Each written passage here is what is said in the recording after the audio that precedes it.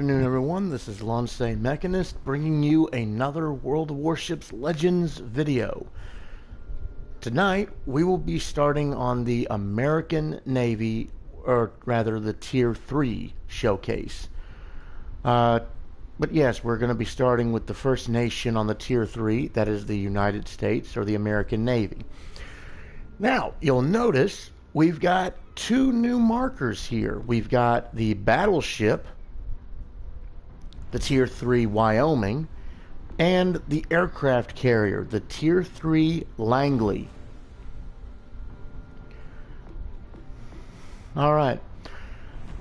Now then, we're going to start off, I'm going to start off a little bit differently. We're going to be showing the stats of each ship, and then I'm going to be taking each ship into a battle versus the AI and then PvP. And then I'll move on to the next ship, explain its stats, then go into its battle, and so on and so forth. That way you're not just listening to me drone on and on and on.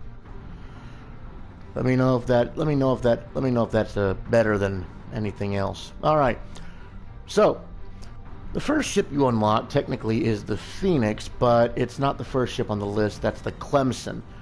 The classic Clemson destroyer, the 4-stacker. All right.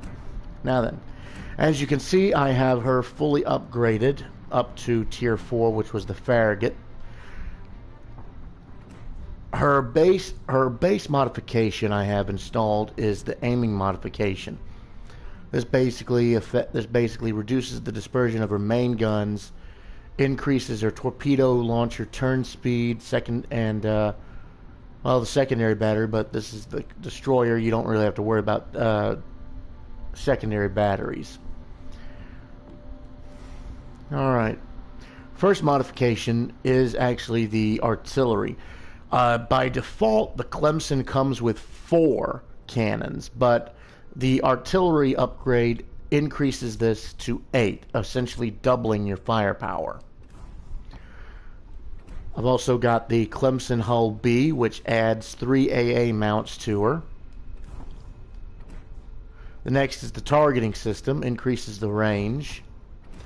And modified torpedoes, which, although they increase the reload time, they do more damage and they have a slightly further range.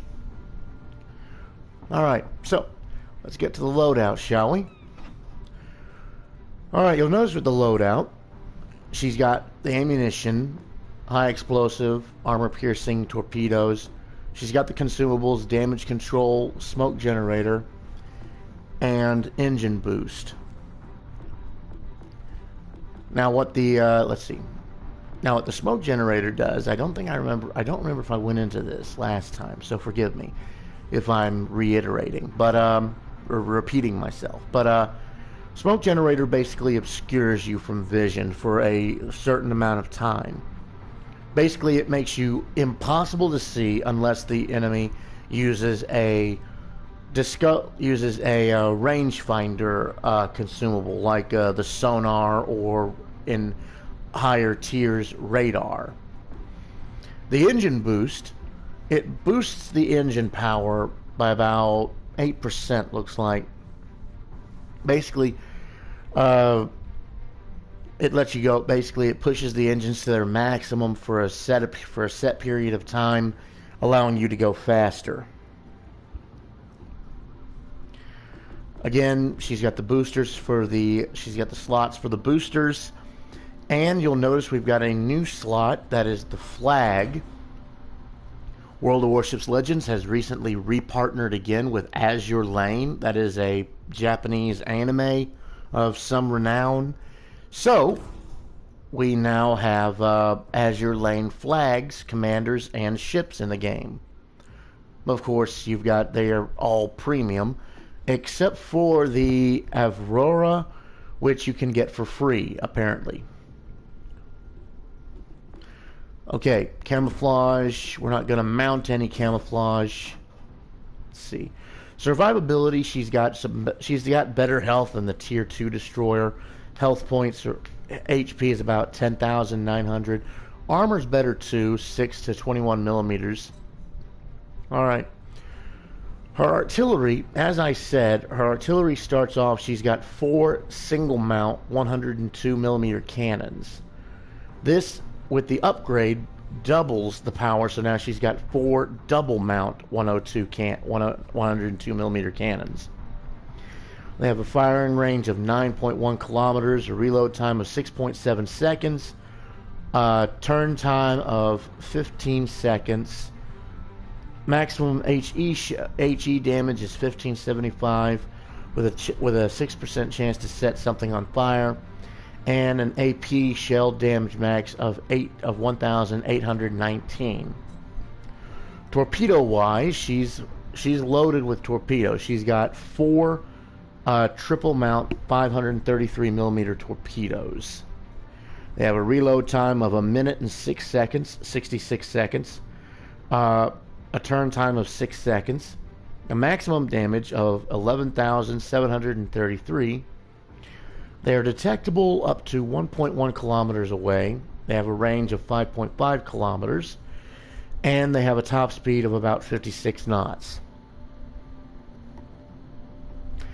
Anti-air wise, again, anti-air is not the best at lower tiers.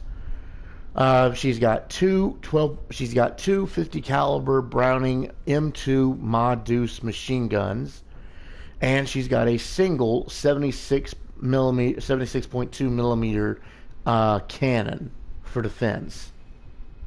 Let's see. Maneuverability is of course excellent. Top speed is 36 knots. Turning circle radius is 520 meters. Rudder shift time is 2.93 seconds. Detectability. Default detectability is 6.2. This increases to 9.1 if you fire your guns and 8.2 if you're on fire. Detectability by air by default is 3.1 kilometers. Again, firing main gun increases this to 5.1 kilometers, and if you're on fire, it's 6.1 kilometers. Guaranteed detectability range is, of course, 2 kilometers. Okay, let's take a look at her armor right quick. Let's see, with her base armor, let's see, bottom 10 millimeter, fore end 10 millimeter. The deck is 13 millimeters, so she's slightly thicker in the deck than in the hull. The aft bottom 10, 10, and 13. So yeah, a little bit thicker on deck, but on the thinner side in the hull. Everything in the hull is light blue. Next up, we've got the superstructure, and you'll notice immediately, unlike all previous destroyers,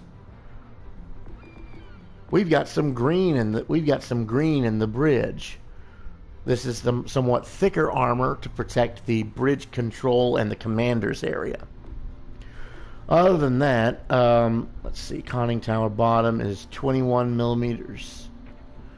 Conning tower side is 21 millimeters. Top is 21 millimeters. So basically, you've got a box, an armored box inside of a thinly armored shell. 10 millimeter, let's see, 10 millimeter, 10 millimeter. Yeah, basically 10 millimeters all the way around, except for the inside. Next up is her weapon mounts, and you'll notice she's actually kind of got a bit of a mix here. The front turret, her forward turret, is shielded, and as you can see, she's got a twin mount.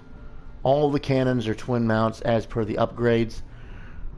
Her forward turret is the only one shielded. Her midship turrets, that's her wing turrets. Turrets on either side of the ship are called, if I remember correctly, winged turrets, because they're in the wings. And her aft turret, these 3 turrets are exposed. The only armoring is on the frame that's holding the cannons to the hull. And the armor ranges from 6 to 12 millimeters. Finally, we have her citadel, her vital part armor. 6 millimeters for the end. Armor belt ranges from 10 to 13 millimeters. and the deck is also 10 to 13 millimeters. So she's a bit thicker on the sides. She's a bit thicker on the sides and on the deck, but the either end is still pretty as a pretty weak armor. But she's basically all blue. All right, overview. Her perk is she's got extended smoke. Her downside is that her guns are modest. She's got small caliber main guns. Developed from the Wix class, Clemson belonged to the second series of U.S. Navy flush deck destroyers. The ship's hull was designed in such a way that the single mounts of the main battery could be replaced by twin mounts in order to double the destroyer's firepower. Huh. She entered service after World War I in 1919, and there were 156 of her units of the Clemson. There are 156 Clemson class destroyers in service. The majority of these, of course, saw action in World War II. In fact, the Clemson was one of the destroyers that was actually part of the Lend-Lease Act between Britain and America during the days of the war when America was still at peace. The Clemson is basically the definitive four stacker. It has actually appeared in several times in popular culture, as well as even a book series of like what was it, an interdimensional Clemson or something, or Clemson that was refitted for modern day service. And I haven't really read the book. I just know it made an appearance. All right, so now I figured we might as well bring the commanders into play, because each commander has different skill sets. They're specified for different areas. Our commander for the Clemson is William Halsey. Let's see, didn't give him an inspiration, so let's see.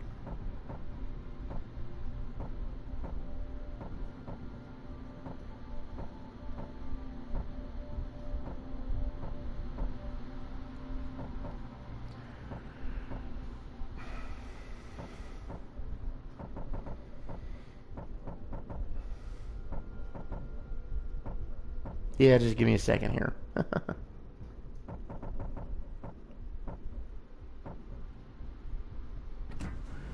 Gonna do that.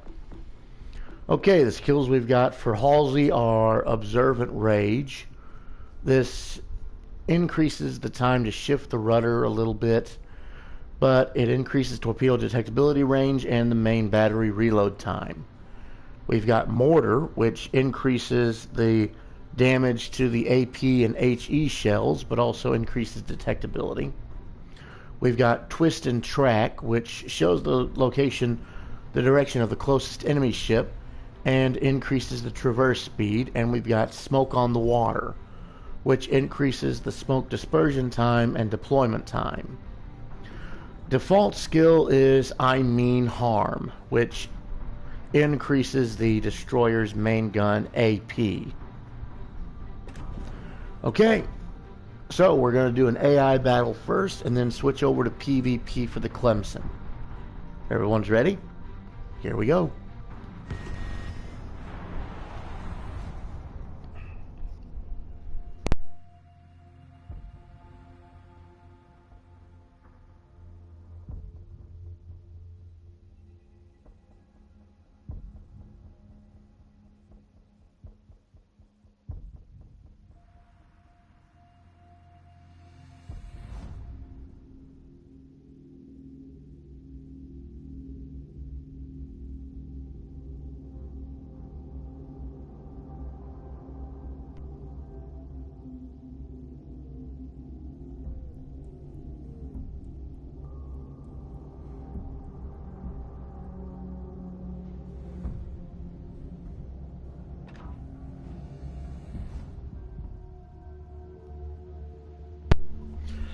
Okay, so here we are on the map. We've got 3 destroyers, 3 cruisers, 2 battleships, and a carrier. Battle starts. We're out here way in the wings. Let's see. We've got 1, 2, 3, 5 players with us, and the rest are AI.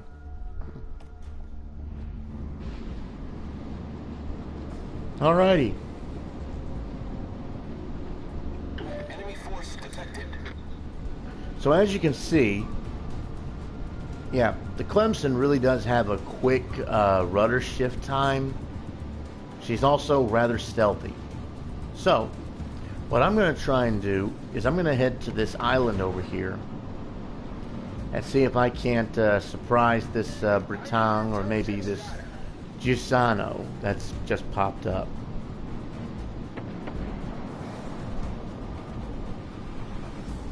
We've got a Farragut. That's the tier 4 battle destroyer.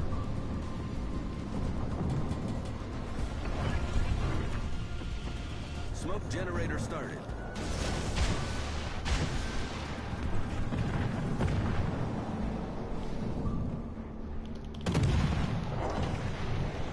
Let's see.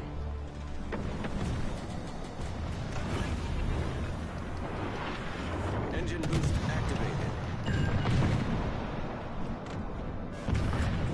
Smoke screen set.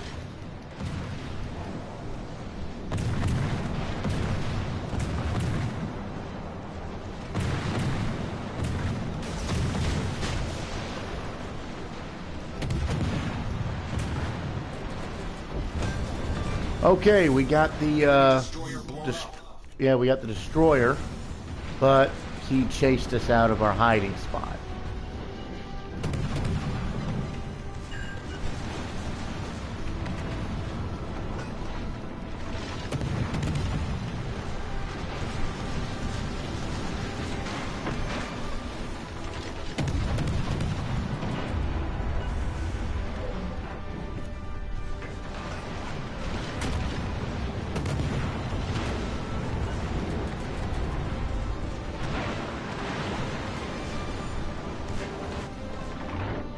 Come on. There we go. Enemy cruiser founder. Our team has taken the lead.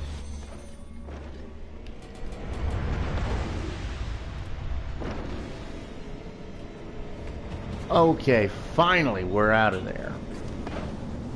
Ugh. Yeah, that was interesting.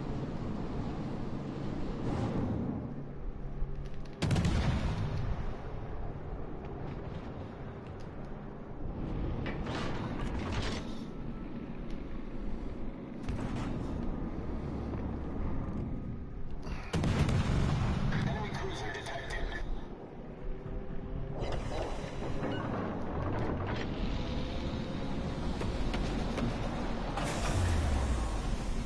Engine boost deactivated.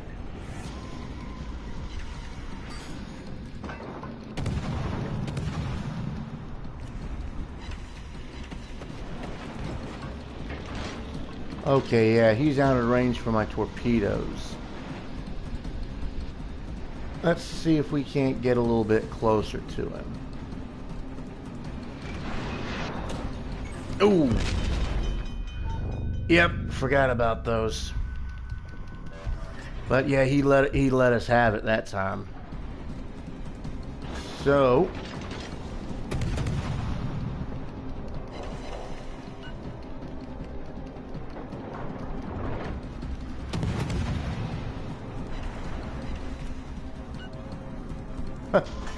yeah, he's not even paying any attention. We got him anyway. We got him with the deck guns, but hey, I'll take it. Okay, I gotta wait for consumables to recharge, but I think we saw the outline of the enemy carrier. It's here. I'm gonna go ahead and mark it for my teammates. Okay. Maybe the carrier's there, maybe it's moved. I don't know exactly. Dang. I'm the only one with any kills so far.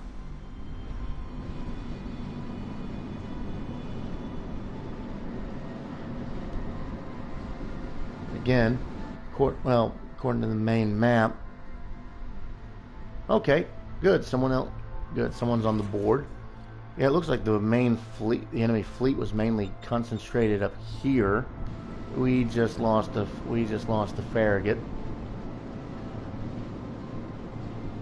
Okay, our carrier is the Rhine. It just took out the Danae. There goes the last enemy cruiser. All they got left is a battleship and a carrier. And here I am in the base, and I'm actually capturing it. But there's the enemy carrier, the Komsomolets. So, well, it takes 2 minutes to capture the base. You know what? We're gonna YOLO it. Engine boost is gonna be reset. Engine boost has reset. I'm gonna head in. I'm going for it.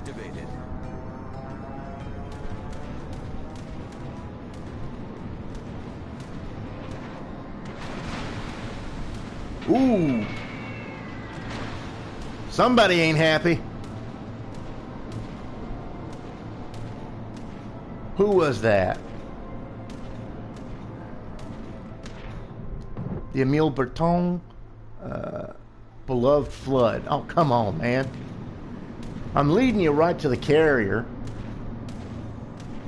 Unless you wanted me to try and capture the base.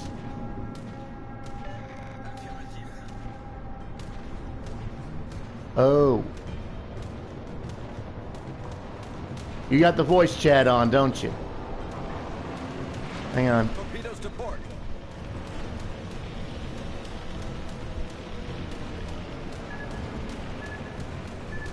All right. I can capture the base. I can help you capture the base. Racing alongside torpedoes.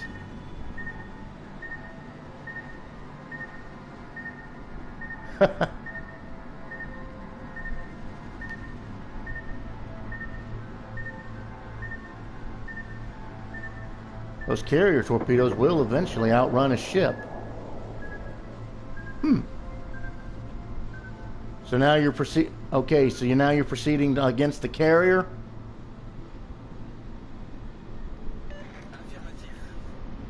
All right. Well, 2 ships are better than 1. I'm with you. I might at least be able to keep some of the fighters off of you. If I can trigger the AI enough, I might be able to draw most of his fighters to me. Keep you safe for a little bit.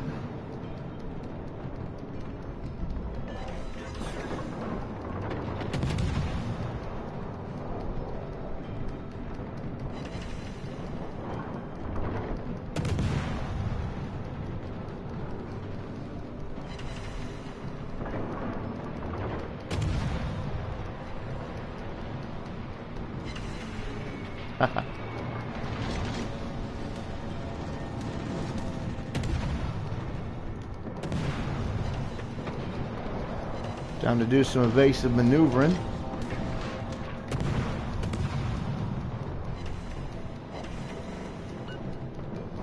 Okay, his secondaries have opened up. Be careful. Our team is taking the lead.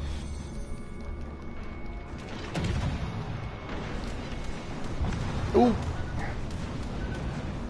Sorry, dude.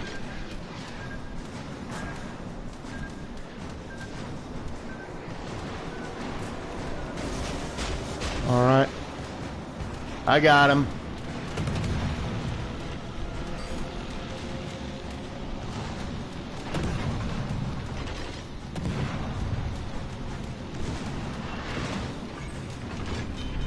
Critical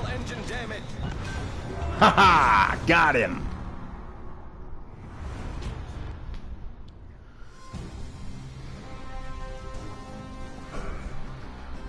Okay, that was the versus AI match with the Clemson Destroyer, Tier 3. Next up, we're going to do PvP. Let's take a look at our performance, though, first. Let's see.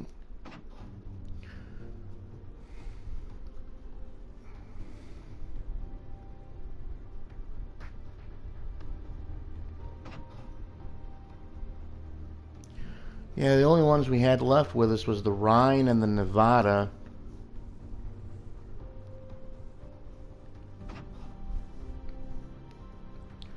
Did a total of 47,000 damage, almost 47,1.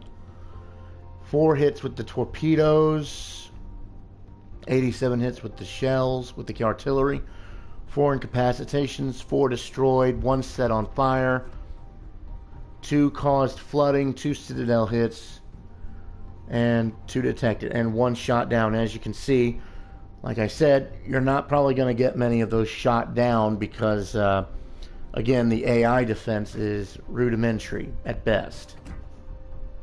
Let's see. Okay, we got the Northern Overture Quest and the Weekly Challenge.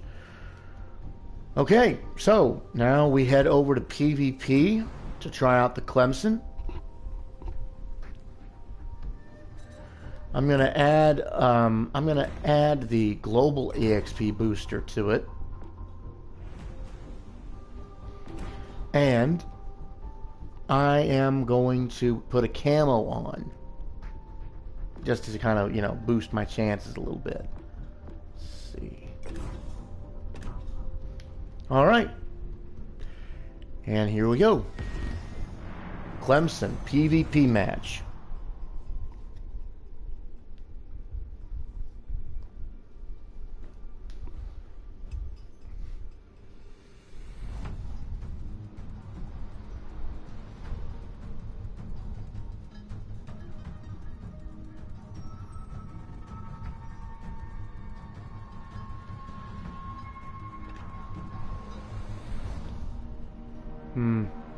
I should probably turn team chat on since I'm doing a stream, just in case. Let's see.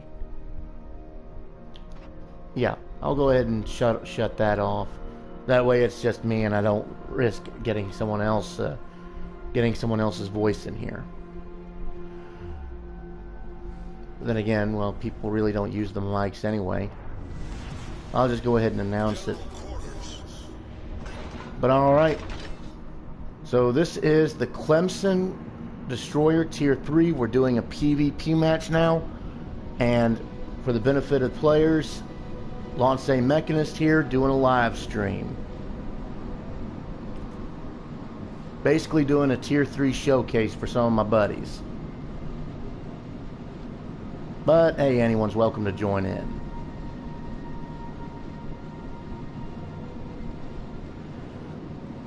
And the PvP match looks like we got 4 destroyers compared to their 5. Both sides have our side has 3 cruisers. They have 2. 1 battleship for us. 1 for them. Yeah, and 1 carrier each. Ours is the Rhine. Theirs is the Hermes. We've got a division, the 2 Campbelltons, and they've got a division, the St. Louis and the Svetlana. Okay, so let's see. Let's see if we can't make ourselves useful here. Oh, we got. Yep, I did not even see these guys. Smoke generator started.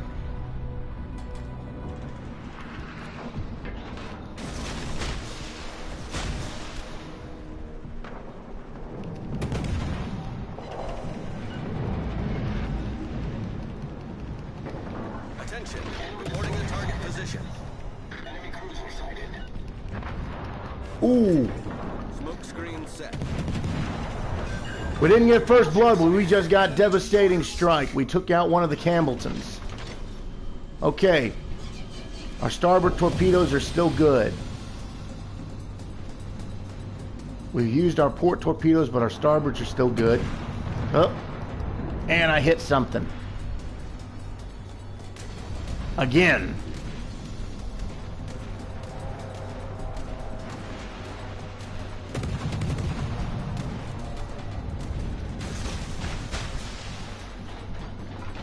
Back up, back it up, back it up.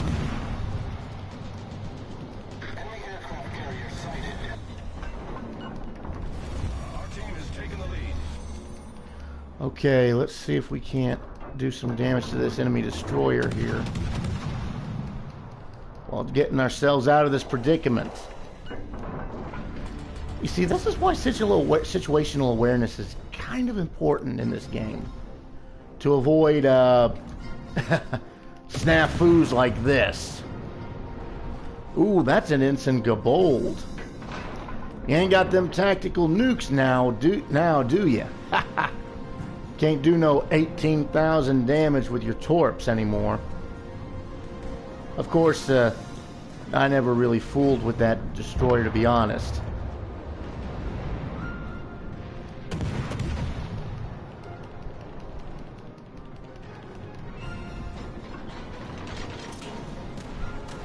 Okay, we had spotted the carrier, but I don't know where it went. Looks like our team is dominating this. Okay, that Gabold's going to come on the other side of this island here. The Gungut, he's holding back, looks like, and the carrier is over there. Okay, so the Gangut is 9.9 kilometers out.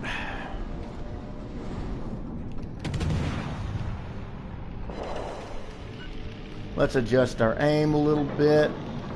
Yes, I hear the alarm. Ooh, that was a good hit.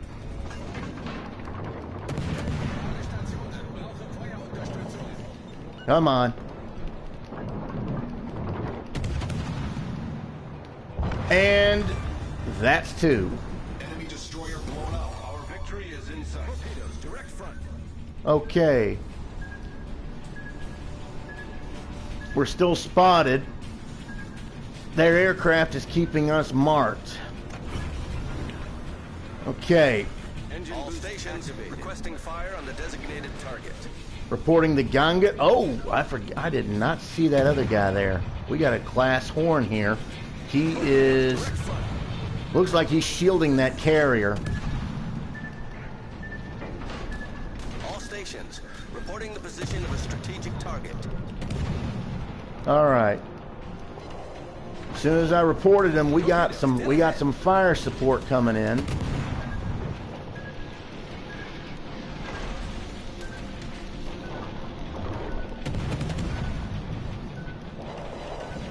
Okay, some of our shells hit.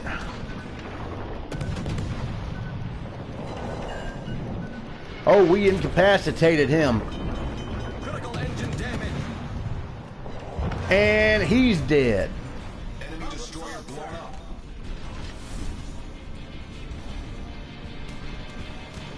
Okay, yeah, he's sending in his dive bombers. He's trying to cluster bomb me. Yep. He got a hit. Didn't do too bad. Didn't do too good, though. That's the Hermes. That's the British Tier 3 cruiser, carrier. They got small squadrons. And I'm speaking too loudly. They got small squadrons. They can only drop... they got small squadrons of 4 each, dive bomber and torpedo. They can only drop one at a time. But... ship is on fire. their torpedoes are generally quick to arm, and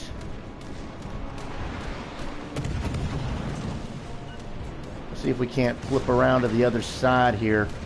Their torpedoes are generally quick to arm, and they've generally got carpet bombs. Okay.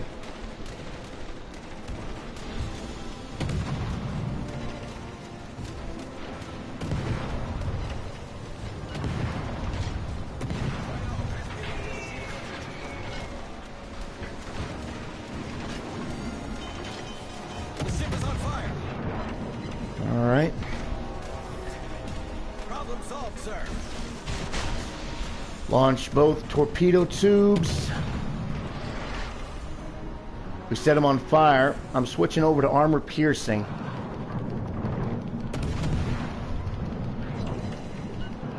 See if that can't do some damage.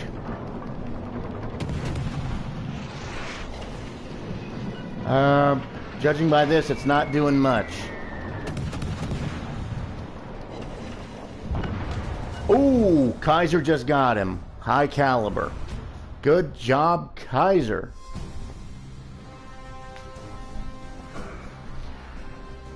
And that, now that was a match. It would have been nice if we'd gotten 5 kills, but hey, I'll take what I can get, to be honest. Okay. Team result, hey, first place. Not bad, not bad.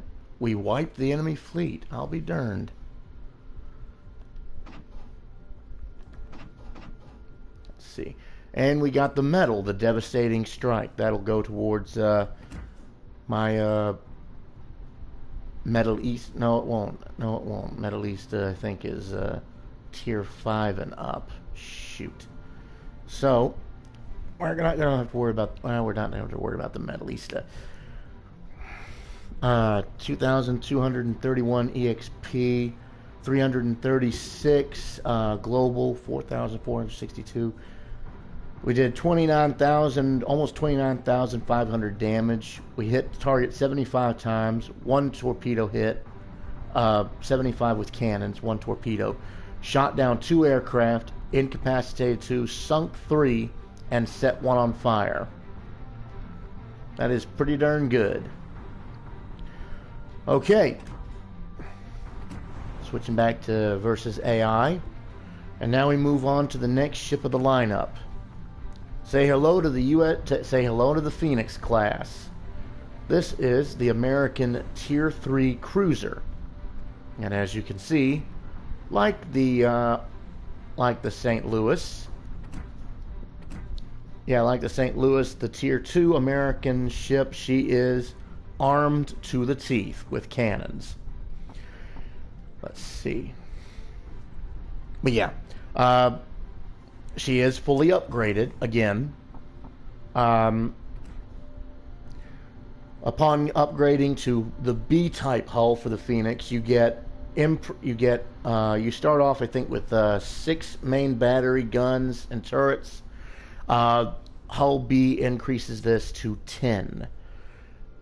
You start off, and I don't think you start off with. I don't think you start off with any torpedoes. To be honest, it's been a while since I've actually upgraded the ship, so I'm not sure what the original was. Hang on a minute. Yeah. Okay. Okay. So yeah. I was afraid it would cost doubloons to uninstall upgrades to show y'all, but yeah, these are the default stats of the Phoenix. 24,420, rudder shift time 5.4, main battery is 10, second main battery barrels is 10, torpedo launchers is 6. Let's see. Oh, wait a minute, wait. My bad.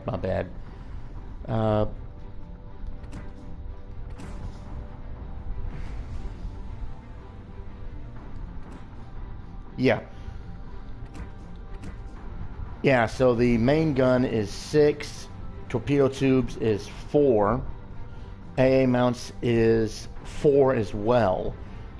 This upgrade increases that to 10. So let's go ahead and get the upgrade back in there.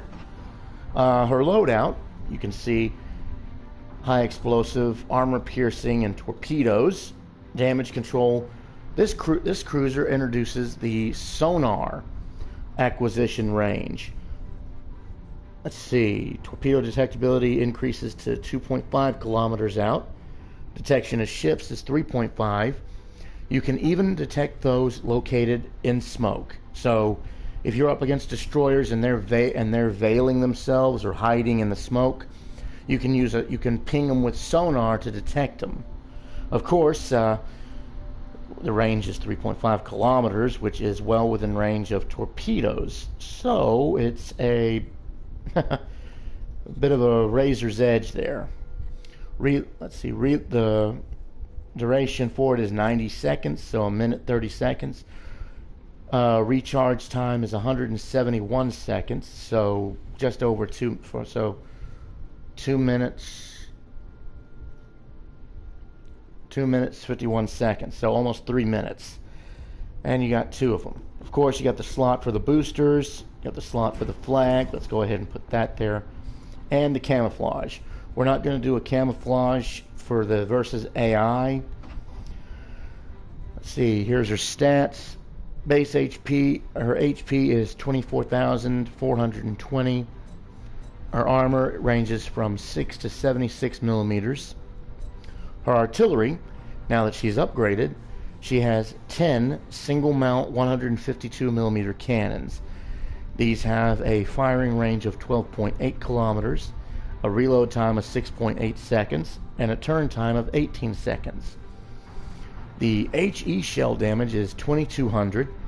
Fire setting chance is 15.5. That is actually a very good chance to set something on fire. Armor piercing damage is 3,255. Torpedoes. She starts off with 2 twin mount 533 millimeters, but now that she's upgraded, she's got 2 triple mounts, 1 on each side. These have a reload time of 66 seconds, a turn time of 6 seconds. Max damage of 11,733. They are detectable at 1.1 kilometers, a range of 5.5, and a speed of 56 knots. So the same torpedoes as the destroyer, just on a cruiser. Her AA defense is actually a little bit is actually pretty significant compared to the destroyer earlier. She's got 4 single mount 50 caliber Browning M2 machine guns. These are the Ma Deuce. She's got 2 quad mount 28 millimeter flat cannons, and she's got 4 single mount 76.2 millimeter cannons. So she's got some. So her AA defense, she's got some teeth to her, especially against the tier 3 aircraft. Of course, the trick is doing enough damage. Okay, maximum speed. She is fast compared to the St. Louis, compared to the previous American cruisers. Yeah, she's fast. Maximum speed is 36 knots. Turning circle is 630 meters. Excuse me. Rudder shift time is 5.4 seconds. Her concealment is pretty good. Excuse me again. Got the hiccups. Concealment is actually pretty good considering. She's got default detectability of 10.3. Firing main gun is 12.8. She's good for a cruiser. Detectability when on fire is 12.3. Air detectability default is 6.2. The main gun raises this, and when on fire, this raises it to 9.2. Guaranteed is 2 kilometers, and firing and smoke is 4.6. Okay, now let's have a look at her armor. As you can see with the bow armor, let's see, there's 6 sections to it. The bottom, 4 in plating. Let's see, the bottom is 15 millimeters. So that's actually in the dark blue. As you can see, that's the that's the dark blue instead of light blue. That's the bottom. The 4 in plate, the deck, 4 in plate and the deck are 10 millimeters. That's the bottom at 15. Aft end plating is actually split into 2 areas. There is a small spot that is actually in the green. That is the 25 to 26 millimeters thickness. So let's see, she's about, yeah, 25 millimeters thickness tops, and then the deck is 10 millimeters. Going to the superstructure, again, thinly armored superstructure, with the exception of the command housing, or the conning, or the, let's see, yeah, the conning tower. Bottom is 13 millimeters, the side is 38 millimeters, the top is 25 millimeters, so that's green. That would show up as green. Side plating is 10 millimeters, and the top side plating is 10 millimeters. Next up, we've got her cannons, and again, different colors for the cannons. Let's see. She's got 4 cannons. Let's see, as you can see, she's got 4 cannons. Basically, think of it like a, think of her hull like a rectangle. She's got 2 cannons fore, and 2 cannons aft that are protected by 25 to 26 millimeters of armor. She's got, let's see, on top, she's actually, let's see, this is actually pretty much, no, that's on the hull, that's just inside. Those cannons, she's got those on the aft, midship, and fore. Those are the other 6. They are unarmored, with the exception of the, well, the structure that's holding the cannon to the ship. You start off with the 4 green guns, and I think 2 midship, and then the guns fore and the blue guns fore and aft are added with the upgrade. Okay, as you can see, oh yes, you can actually see her torpedo tubes. As I said, she's got 1 launcher port starboard and 1 launcher port. They're located in the aft section of the ship. Let's see, let me overlay. Why put the armor, why put the thicker armor there at the end if there's nothing there? Thought of the times, I suppose. Okay, our auxiliary armor is actually on the thin side. It's in a light blue. The athwart ship is 10 millimeters. Plating is 13. That's the hull. And the deck is also 13 millimeters. So a pretty thin auxiliary room armor. Let's see. Let's take a look at her citadel, and it's a little bit on the tall side, but it is narrow. That citadel is perched right under the smokestacks. Right under the exhaust. Right under the exhaust funnels. So the athwart ship. Let's see. Okay, yeah. So looks like the athwart ships, the ends of it and the top range from 34 to 75. And the side plating ranges from 76 to 160. The bottom is a little bit thin at 15 to 16 millimeters.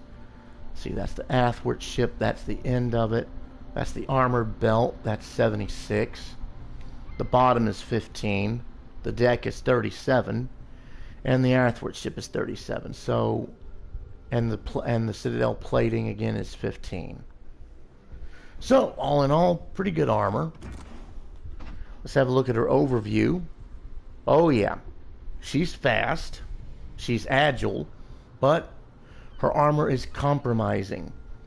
This means that higher caliber AP shells may still over-penetrate the armor, but they can still arm and detonate, causing heavy damage. It mainly depends on the shell velocity. Like if you're at the extreme range of a ship, that's when the shells are starting to slow down. They may not do much, or is that backwards? If you're close range and the shells are going high velocity, they may overpin, may not arm. But if they're going slow enough, they may still pierce and arm inside the ship. She's a World War I ship, a scout cruiser design whose distinctive features were very high speed and torpedo armament, in contrast to most cruisers over time. The cruiser's artillery was placed in open mounts. Phoenix never materialized, but served as a prototype for development of the Omaha class. Okay, year of design, 1916. Okay, so this is a ship that was designed, but was never actually put into service. There's a few of them in the game that are like this. Omaha's, the Phoenix is just one of them. Okay, that's the stats. We're going to take her into an AI battle now, and then PvP. So, oh right, our commander. We've got Norman Scott. Unlike Admiral Halsey, I've actually got him upgraded to legendary status. His base trait is directed impact, which improves the cruiser main battery grouping. Basically, your shells aren't going all over the place. Let's see. We got Burn It Down, which increases the chance of the shells causing fire. We've got Igniter, which again improves the chances of causing fire. Okay, so the 15% chance. That is not only the default chance, but also my commander's doing.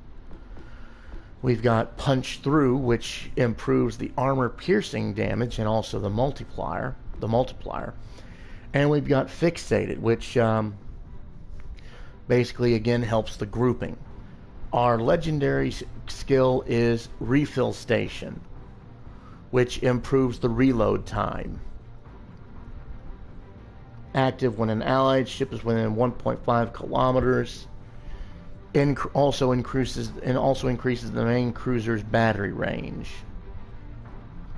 Okay, let's see what she can do. Right? You didn't just come here to hear me talk about ships. You wanted to see some action. All right, hang on a second.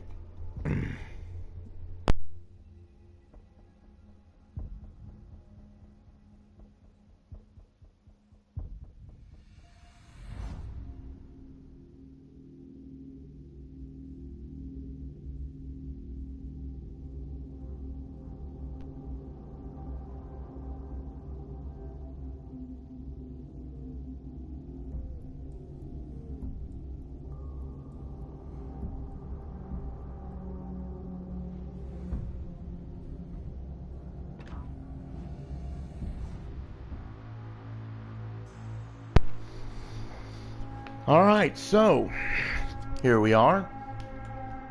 Let's see. We got one destroyer on each side, all cruisers except for 2 battleships. So 6 cruisers, 1 destroyer, and 2 battleships. This ought to be pretty good.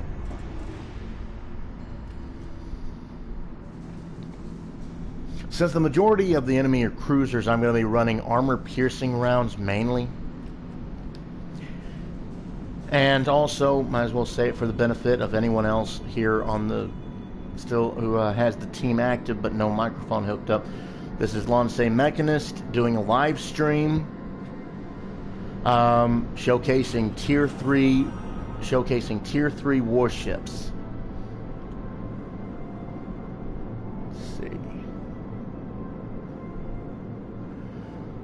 Well, let's see, we're already going we're going pretty good. We're already spotted, so. Enemy force sighted on the horizon. Okay, Phoenix opposing a Phoenix. Whoop. And the destroyer and there's the destroyer.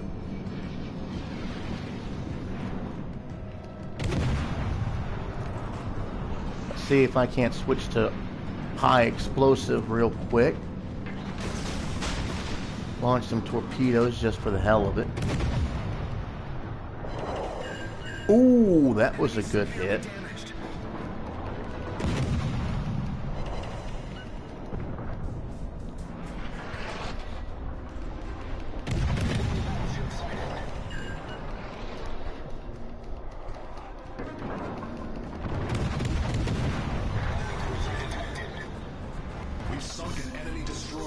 Okay. I don't think he had time to launch torpedoes, so we're good. Switching back to armor piercing.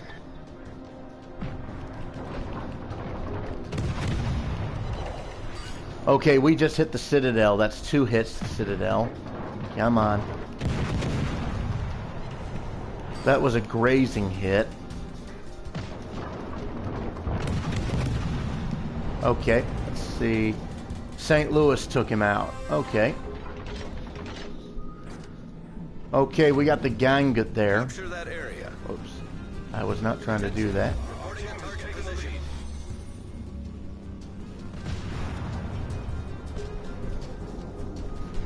Yeah, he's out of range, but I can still stir up a hornet's nest, I reckon. Which I believe is what I just did, because he just, ooh. I believe I just got bitch slapped. Pardon me. Our victory is in sight. Yeah, we got 2 battleships in the B cap.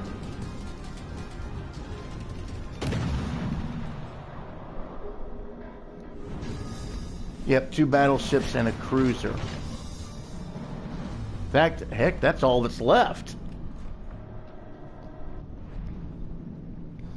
See if I can't back this thing up.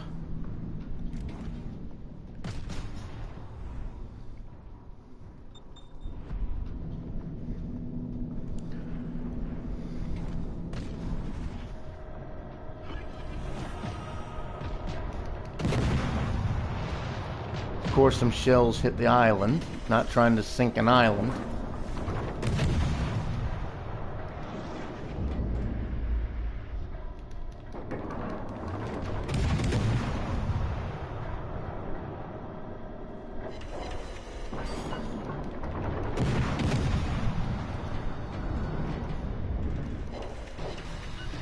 And that battleship is right in the way of our allies' torpedoes. And the Corbeil just took out the Kaiser.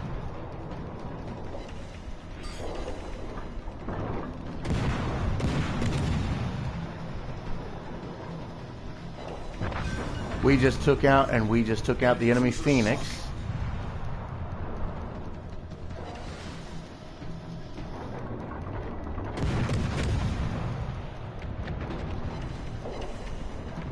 Okay, I'm going to switch back to HE shot for this battleship.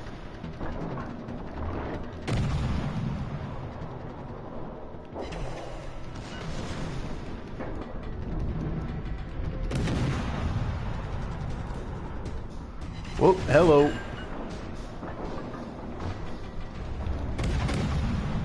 Hello there. Okay, we just set them on fire.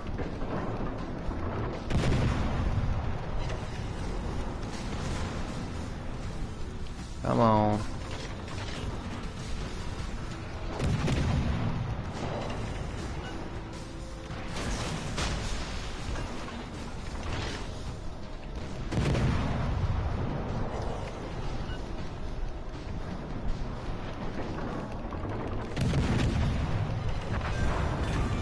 Well, we got him with the cannons. Would have gotten him with the torpedoes, but someone else had already whittled down his health quite a bit with the torpedoes. I think actually that was the Dene over there. All that's left is the Gangut, and this is going to turn into a free-for-all.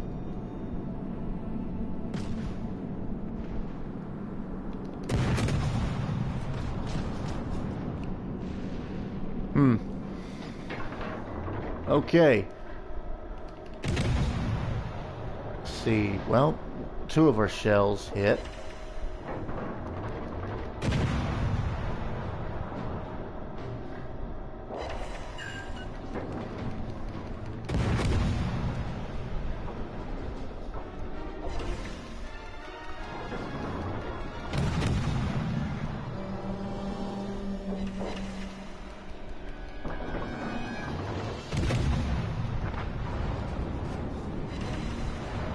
Well, we set them on fire. We got him. Got him with fun. We burned him down. That was pretty good. Okay. We did 30,670 damage. Hit the target 101 times. No torpedo hits this time. Detected twice. Detected 2 enemies. Incapacitated 3. Sunk 4. Set fire 7 times. And 2 hits to Citadel. 7 defended and 1 assisted in capture. That's pretty darn good. Let's see, we completed Northern Overture 4. We're working on the solo weekly challenge there. Alright. Now we switch over to standard PvP. And again, for the drill, let's put a global EXP booster on there and let's do some camo. Let's do some camouflage. Camouflage. Oh, I know I'd catch heck for that if any of my family heard me calling it camouflage. Let me see. Let's do the Type 3. Yeah. Can't see her now, can you? Just joking. Okay, here we go. PvP battle with the Tier 3 Phoenix.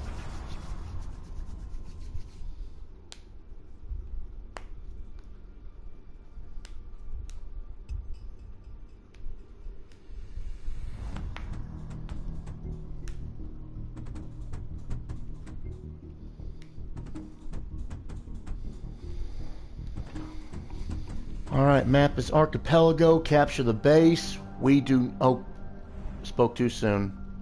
Let's see. Alright, we got a division on our side. They got a division on theirs. On our side, we've got 4 destroyers, 4 cruisers, and a carrier. They've got 4 destroyers, 3 cruisers, a battleship, and a carrier. So this is going to be an interesting one. Match is starting. I'm pretty dog shit at this game, but I'm having a good time. Oh, whoops, sorry. I was doing a live stream. I didn't think anybody else had the darn hang on a minute. Did I have the team setting on? Yeah, I did. Sorry about that. Let me cut that off. Alright. So anyway, this is the Tier 3 cruiser doing a Tier 3 showcase. Well, hang on a minute. Let me cut it back on. But yeah, got the comms cut back on just to explain. Lance Mechanist here doing a Tier 3 showcase for World of Warships Legends. Just showcasing the Tier 3 ships, seeing what they can do.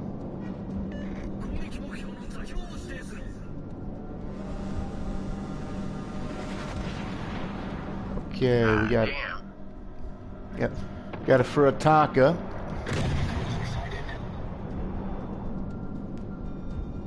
And I better adjust course, otherwise I'm going to beach myself. I set him on fire. Ooh, I just got hit hard. Yeah, those planes are getting me. Oh yeah, that's the carrier. But no, I think I got hit by cannons from somewhere. Torpedoes astern.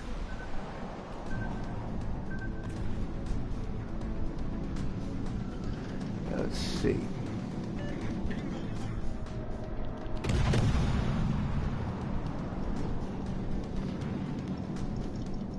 I'm going to try and duck in the smoke screen here. Damn, I got taken out already.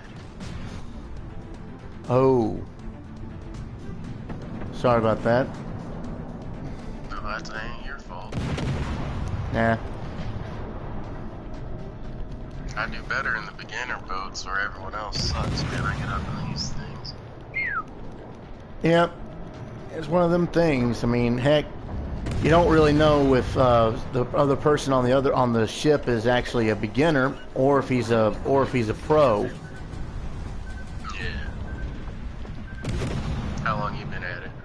I've been at it since about May.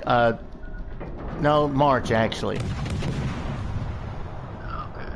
This is my second day, so. Oh, this is your second day, huh? Yeah. It takes some time to adjust to it. Yeah, dude. Yeah. Trying to do some showcases for a few of my buddies. They were interested in the game, so I figured I'd show them. I'd do a few YouTube showcases for them. Try to get them interested in joining up. Yeah, that'll be something. Yep. Already did the Tier 1 and the Tier 2 showcases. Now working on the Tier 3 showcase. Of course, that's going to take some time since I haven't exactly unlocked the Russian ships yet. Ooh, Neil Burton just took out the Phoenix. Well, one of the Phoenixes. Have you scooped any of the carriers yet, or do you prefer I a certain have. type of class?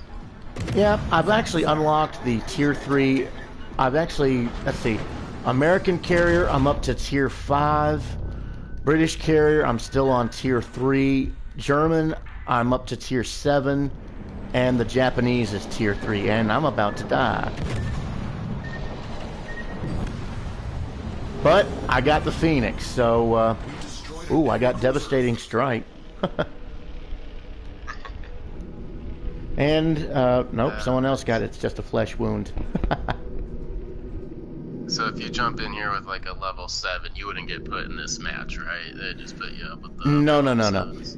Yeah, Tier 3, it basically depends on your upgrades. Like, well, I say that, but really, it's kind of random. Like, but you're not going to be put out of your wheelhouse. If you got a Tier 3 ship, they're going to put you with, if they put you on a beginner tier, you're going to be paired up with Tier 2 and Tier 3 ships.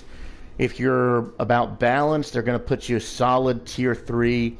If you've been playing pretty good, they're going to bump you up a little bit, put you with Tier 3 and Tier 4 ships. But that's not always the rule. I have actually seen some instances of players with Tier 1 ships being, if they're part of a division, they'll be tagged on with Tier 2 and Tier 3 as a way to boost experience or something. Okay. But yeah, if you got a Tier 7, they're going to put you with either a Tier 6 battle, a solid Tier 7 battle, or legendary.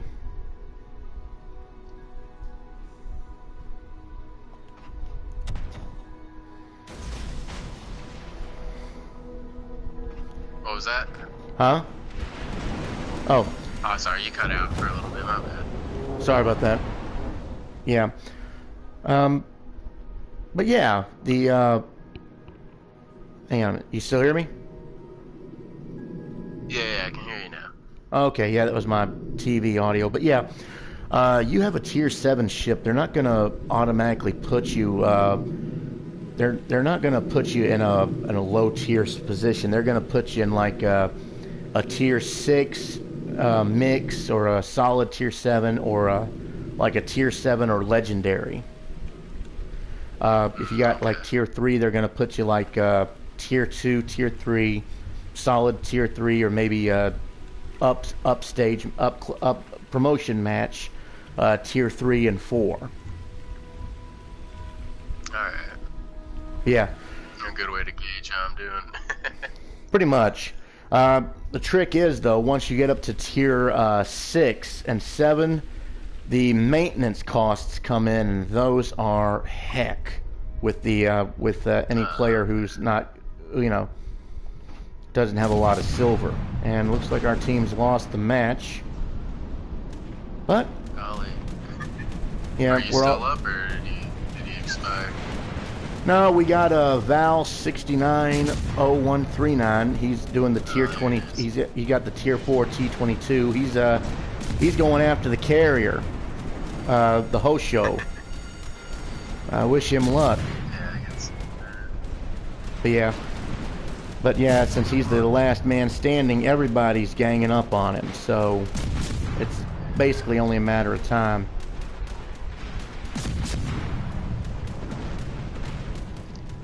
All Like right. the carrier taken care of before he gets out of here. Possibly. Yeah, the carrier, they do have some, yep, he just took out the carrier. And it looks like the Visby might take him out. Nope, nope, looks like the carrier, nope. He's going about 100 miles per hour. Pretty much, he's going top speed. There he goes, they just got him. Alright, you just sent me a friend request? Oh. Alrighty. So that takes care of the Tier 3 showcase for the Phoenix Cruiser. We did pretty good. Met another player. Had some fun. So let's go ahead and the next one is going to be the Tier 3 Wyoming. First, let me take care of this right quick. Let's see.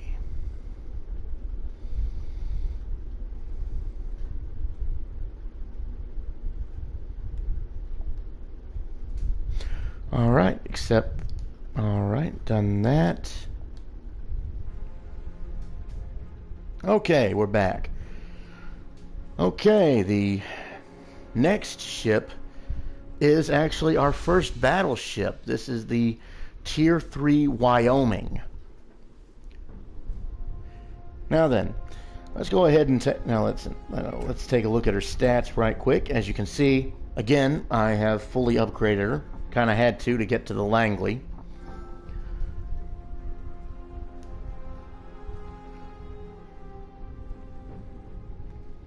Let's see.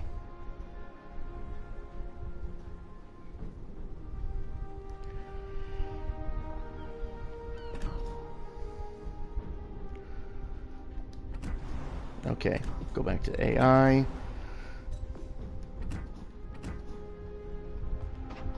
Okay, first off, the loadout. She's got main cannons, so she's high explosive shell and armor piercing. Battleships, she's got 3 consumables. One is, of course, the damage control party. The second is the repair party, and the third is the enhanced secondary targeting.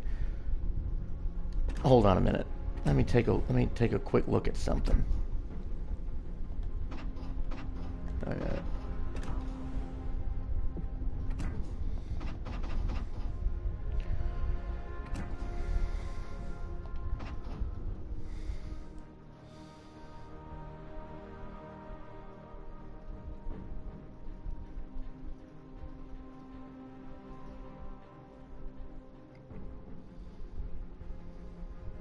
Okay.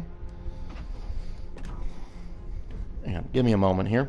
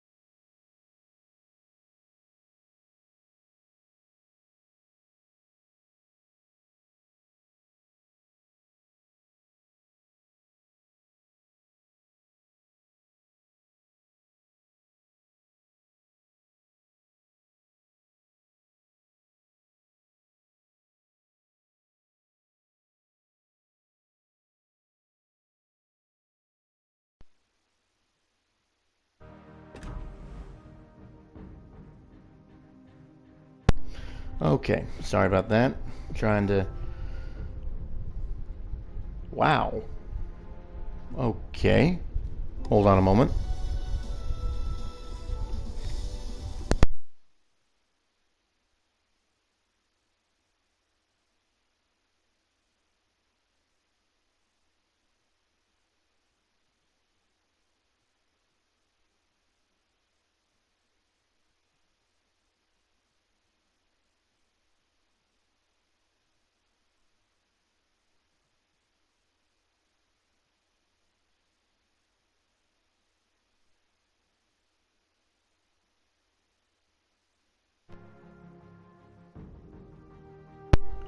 All right, hello, hello.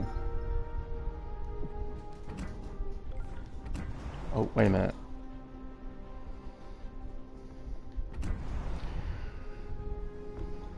Okay. We are back. Lance Mechanist here, back again. Let's continue on where we left off. We were talking about the Tier 3 Wyoming. Looks like we're in a division now, and our buddy's got the Langley. But yeah, the Tier 3 Wyoming. She's got the slots for the boosters. Since we're doing PvP, gonna go ahead and mount that booster and the flag, and go ahead and put a camo on her.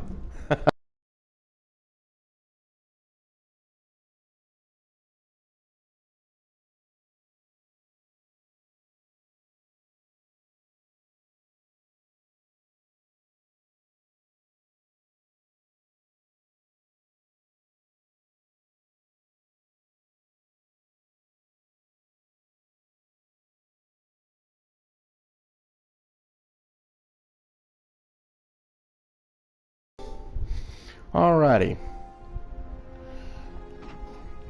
Her stats, the survivability is pretty good. Health is at 44,000. Okay. Glad to hear. Okay. Let's see. Hit points for the battleship are 44,220. Her armor ranges from 13 to 305 millimeters. She's got a torpedo damage reduction of 19%. That's actually pretty baseline for Tier 3 battleships. It's pretty good. Her main battery consists of 6 twin-mount 305mm cannons. They have a firing range of 13.8 kilometers, a reload time of 31 seconds, and a turn time of 37 seconds. So these are very big guns. They fire slower, and they reload even slower. You do not want to get in a close-range battle with these guns. HE shell damage max is 4,200. Fire setting chance is 23%. Again, that's also probably because of our commander. AP shell max damage is 8,798, almost 8,800. We've got a secondary armament of 6 single mount 127mm cannons. These have a firing range of 3.5 kilometers and a reload of 6.7 seconds. Secondaries only deal with HE damage. They deal 1,800 damage and have a 6% chance to set fire. AA defense is pretty solid. Big ship, has room for plenty of guns. She's got 14 single mount 50 caliber Browning M2 machine guns. She's got 6 quad mount 28mm Mark II flak cannons and 8 single mount 76.2 millimeter cannons. Maneuverability is low. Of course, Wyoming is one of the Dreadnought era battleships. She's got a maximum speed of 19.6 knots, almost 20, turning radius of 590 meters, and a rudder shift time of 12.7 seconds. Concealment, she is very visible. 52. Default range is 11.9 kilometers, 12 kilometers basically. Firing main gun boosts this to 13.8. When on fire, this is 13.9. Detectability by air is 10 kilometers. After firing, the main gun is 16.1, and when on fire is 13 kilometers. Guaranteed detectability, of course, is 2 kilometers, and when firing in smoke, it's 9.5 kilometers. Yeah, ship entered service in 1912. So yeah, she falls into the category of the dreadnought period. If we're going to take a look at her armor real quick, first we're going to highlight the section, the fore and aft armor. As you can see, the armor for fore and aft is actually a little bit smaller than we've been seeing with the cruisers and battleships. Plus, it's multicolor. You've got some dark green.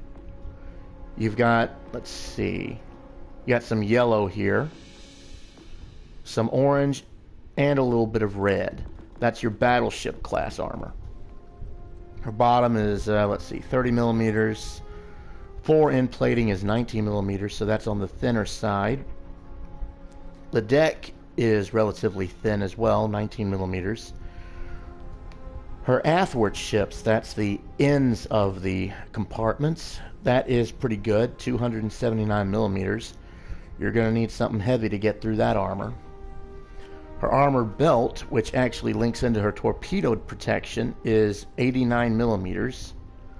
Bottom is 30 millimeters. That's the aft end deck, athwart ship. Okay. If we tie in her torpedo protection, you can see she has an armored belt that runs down the length of the ship on either side. That is battleship grade armor, and that is primarily her protection. The side plating ranges from 23 millimeters to 279 millimeters. But then again, considering torpedoes are 533 millimeters, they can still punch a pretty good hole in you if you're not careful. Her superstructure, kind of a modest superstructure armament, but of course, again, the command housing is heavily protected. Her casemate armor, this is basically the auxiliary room armor. Well, it's the next step below the auxiliary room armor. The edges are in the red at 229 millimeters each. The deck is actually pretty thin at 25 to 51 millimeters. So she is vulnerable to plunging fire and armor-piercing bombs, which is actually the specialty of the German carriers. Okay. Next up, we have her turrets, and all of these are heavily armored because, well, you don't want a shell getting in your turret and blowing up now, do we? All of these are about, let's see, the rear plate 305 millimeters, barbette is 254 millimeters, bottom plate is 60 millimeters, frontal plate 305, side plate 203, and the top plate is 120 millimeters. So the turrets are well armored. The next step below that, we've got the auxiliary room armor. This is actually pretty thin, but it does tie into the armor belt pretty well. And if we add in the armor belt, you can see why. This is not only protecting the secondary battery, which is housed close to the bow, under the bridge and the smokestack. Let's see. Athwart ship is 13 to 19. Plating ranges from 19 to 165. The deck is 19 millimeters, and the athwart ship again is 13 millimeters. So again, she's vulnerable to plunging fire and armor-piercing bombs. Most ships of this period were actually painfully vulnerable to aircraft attack, because this was when aircraft was in its infancy.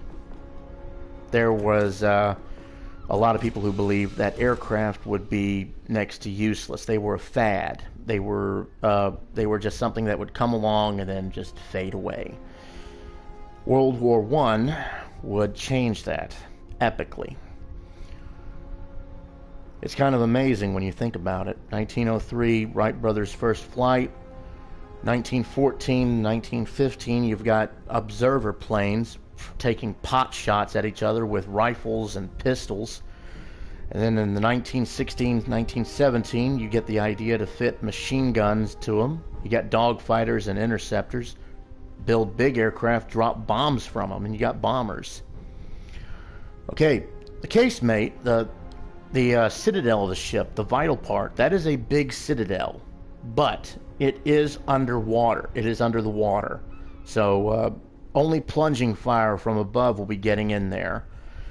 But even then, the armor is actually pretty thick. At both ends, the athwart ship, it's 275 and 229. Her bottom is 30 millimeters, but then again, that's the keel.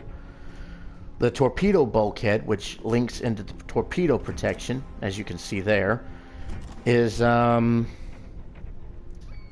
28 millimeters, so kind of thin. Her deck is divided into 5 compartments. Armor ranging from 38 millimeters to 51 millimeters. Okay, and now her overview. She is agile, so she can change directions real quick, but she is slow. She barely breaks the 20 knot. She is the typical battleship of the first generation of the U.S. Navy. The ship, it was very well balanced for her time, in contrast to her predecessors. The ship was armed with numerous main battery guns with a longer firing range. Turbine-driven propulsion could produce quite a decent speed for a dreadnought. Again, she entered service in 1912, and there were 2 in her class. Generally, we do okay. And for Private Ryan, who joined our group here, normally we do an AI match, and then we switch to PvP. But since we're doing PvP, let's go ahead and do 2 PvP matches back to back. See how that works out. All right, if you're ready, we got the Wyoming selected, and we are go. Gonna take a sip of my drink right quick. Got to stay hydrated.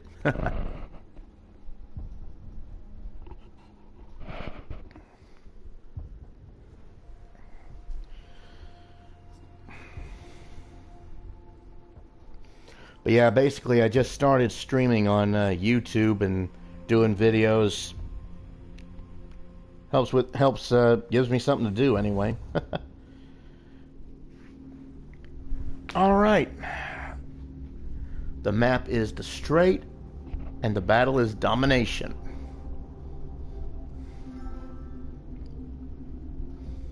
Yep. PvP gains more experience, yeah. I usually do the AIs as kind of a training match. Very few boosters, just to try and get a handle on the ship, to figure out what it can do, what I can do, how best to utilize it, and then I go to PvP with it. Okay, let's see. Yep, there's our buddy. There's our buddy in the distance there. Gonna sound the horn. Let's see. I am paired with an Emerald and the Farragut. Okay, flank left.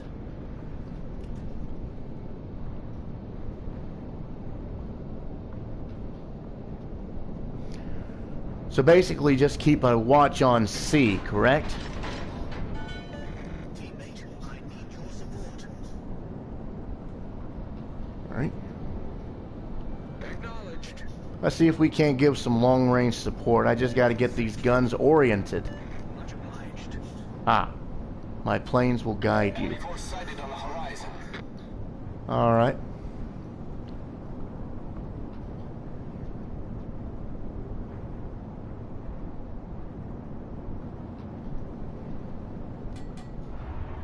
Alright, I'm gonna, let's see. Okay, we got a deny there. All stations, reporting the position of a strategic target. And a class horn. That's the destroyer coming at us. We got torpedo bombers from the enemy carrier. Enemy cruiser detected. Okay, there's the enemy destroyer. Concentrate fire on the enemy warship.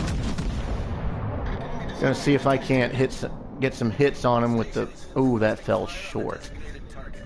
Requesting assistance. All stations requesting fire on the designated target.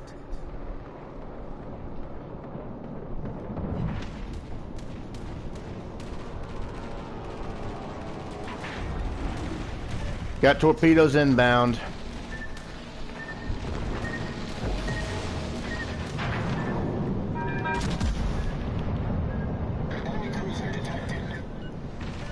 I thought those were going to be some solid hits, but I guess not.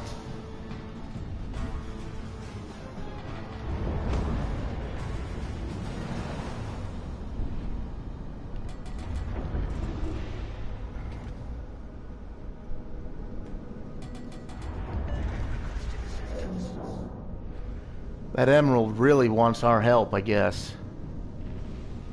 Let's see, he's there. Okay, we've took down 2 of their destroyers.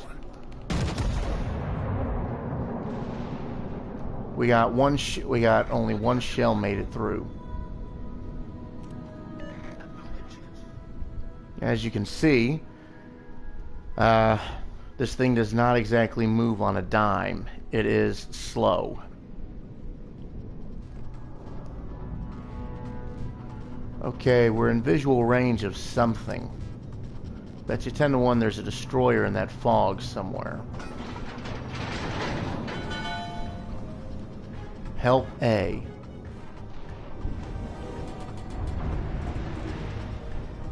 You heading over that way yourself? Yep, we got a class horn there. Concentrate fire on the enemy warship.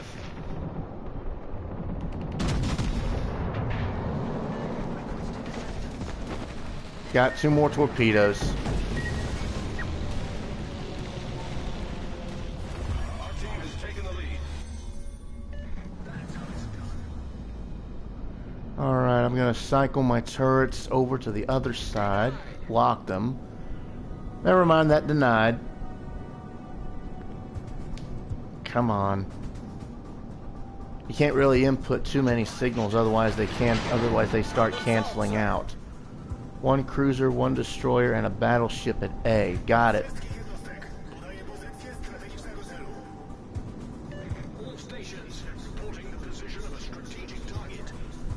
Okay, he just found the enemy carrier. And that's the Rhine. I have no idea why this guy's using torpedoes when armor-piercing bombs are the German specialty.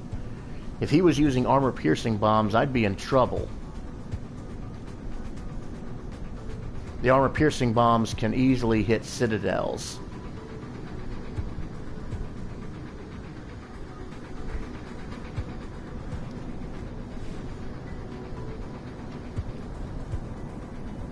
Concentrate fire on the enemy warship. All stations requesting fire on the designated target. Whoops. Never mind. Hang on a minute.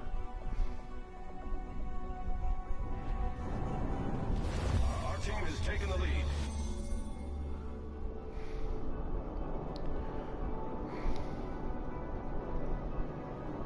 Gonna see if I can't pick up some speed here. But again, this ship is, like I said, not very fast. And I'm gonna have to lead that a little bit more. Let's try to give our what is that? Our Visby here a bit of a hand.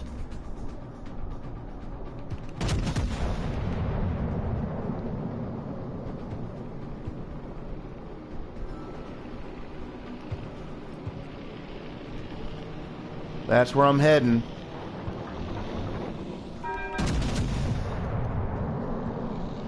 Trying to lead on this kamikaze here. Dispersion's killing me though. Yeah, he's dropping smoke. He's trying. He's dropping smoke. Our victory is in sight. Lead a little bit more.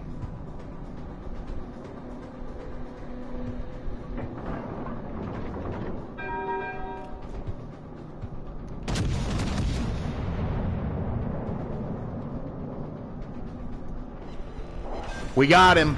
Enemy kamikaze down. That's 1 kill.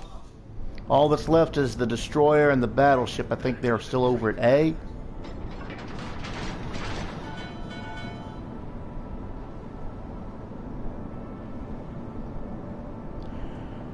But, well, as you can see, this is why I'm not exactly a perfect battleship player. I just do not have the patience for this reload. They're powerful. And if you can get that dispersion down and start hitting some long-range shots, you can do pretty good. But Concentrate fire on the designated target. all right.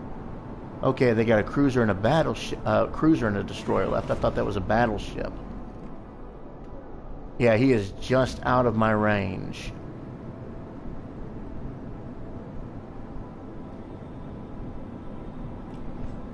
Do you see that other destroyer yet?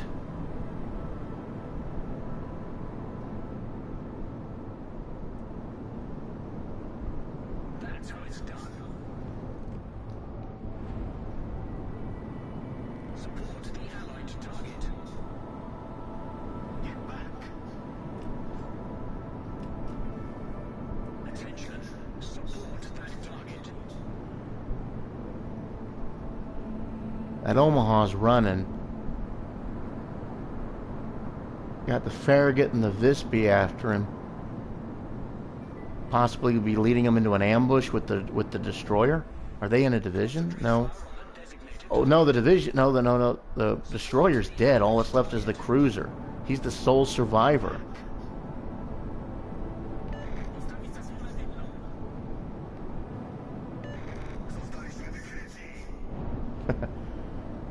I have lost visual range on the enemy cruiser. Not that I had firing range on him in the first place. Good show.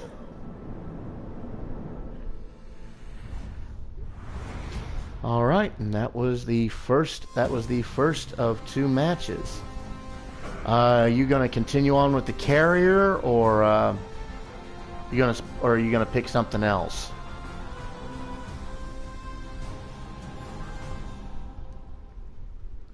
Okay, you picked up the Tier 4 New York. All right, I'm gonna continue on with the Tier 3 Wyoming. Like I said, I keep my promises. Two battles per ship.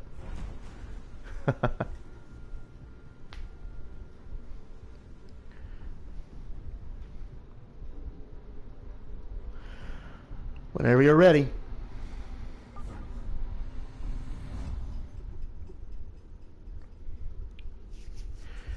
Now for a bit of interesting reference, the New York is basically the New York and the Wyoming are basically mirror images of each other. They follow the same design platform. The only difference is the New York came out at a later date, but it has a few upgrades that, well, I'm not exactly 100% sure about. Still need to do some research on that. Got it. Okay, map is Northern Waters, Domination. Ah, better guns in AA. Yeah. Okay, looks like we're dead center of the map. Let's see. We're paired with a Mahon. That's... Wait a minute. That's the Tier 5. Oh. Sure thing. Bloody hell. Just a while ago I was talking about Tier 1, sometimes Tier 1 battles, Tier 1 ships appear in low rank matches like Tier 2 or Tier 3 sometimes when people are just trying to, get their buddies to boost experience or something. And here I am, I'm Tier 3 in the middle of a Tier 4 and 5 match. Well, all guns loaded with high explosive. Whoops. I'm just pushing the Mahon along. Sorry about that.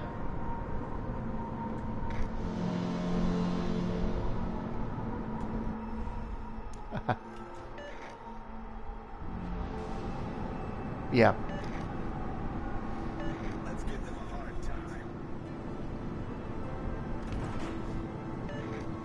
Switching over to armor piercing.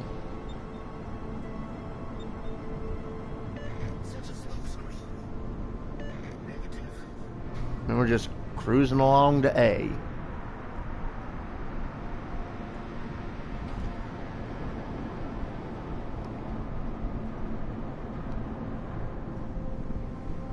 Got the Congo going the opposite direction, and the Oba as well. Enemy force sighted on the horizon. Okay, got an Omaha over there.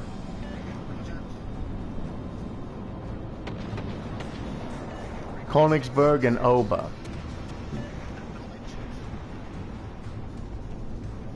And okay, 2 Königsbergs and an Oba at A. Got an Omaha back there and a Congo. All stations requesting All right. fire on the designated target. Yeah, he's behind the mountain there. I can't get to him. Got the enemy Mayhan though. All stations reporting the position of a strategic target.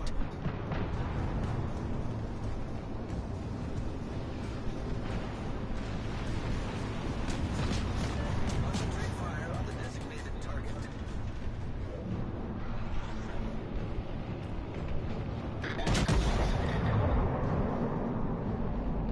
Enemy cruiser detected.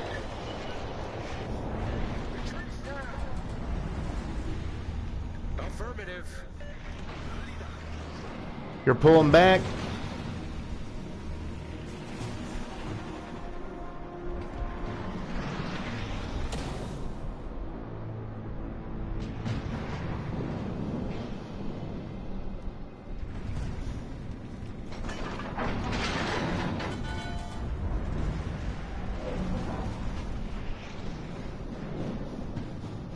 That Königsberg's hiding.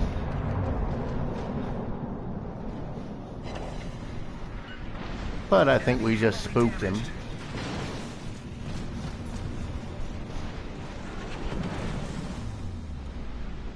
I believe you are officially the center of attention.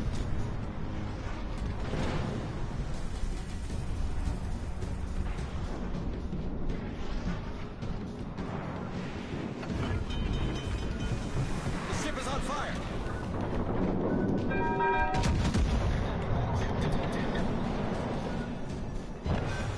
Okay, we got the Königsberg. Enemy cruiser sunk. That's a Nevada and a Congo bearing down on you. Ooh. Problem solved, sir.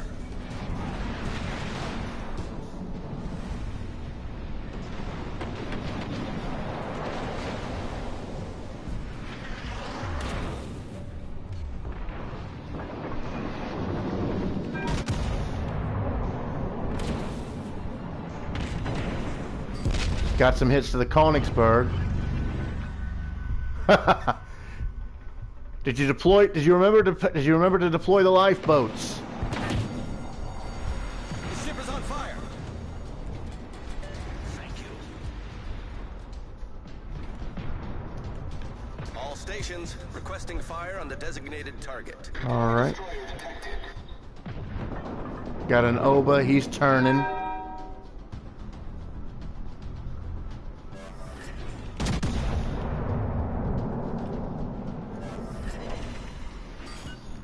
Ah, my ship capsized, so it doesn't matter. They tend to capsize a lot. Realistically, you'd think a ship would actually explode once or twice. I know that the smaller ships, they will actually split in half if hit by torpedoes.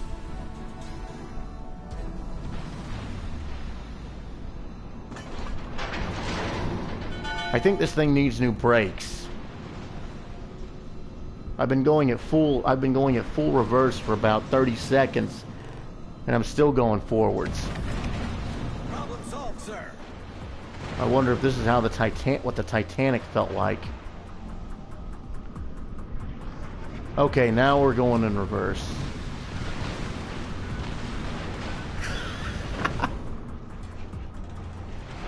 Ooh, you cheeky so-and-so. Got an Italian.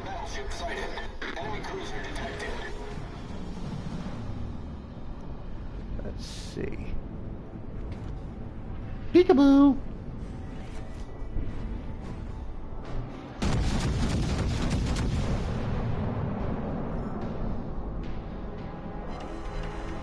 I give up. What? Oh! Ouch.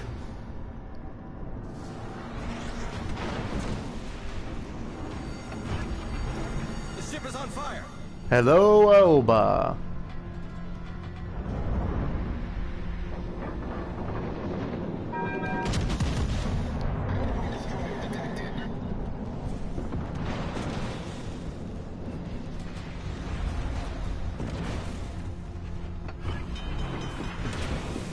Yep, this Alba is going to launch torpedoes at me, I'll bet.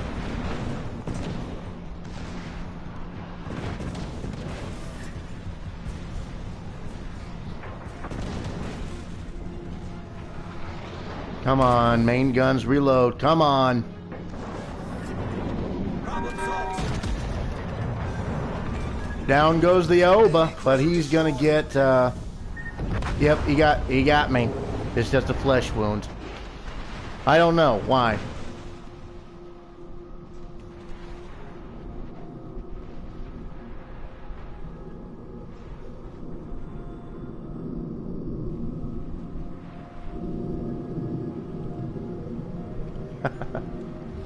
The enemy team has taken the lead. Ah.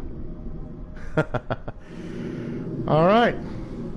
And so that was the second PvP match with the Wyoming.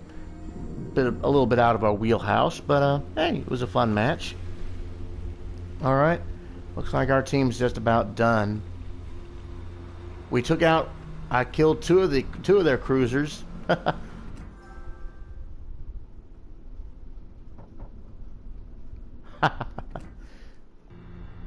right, heading back to port.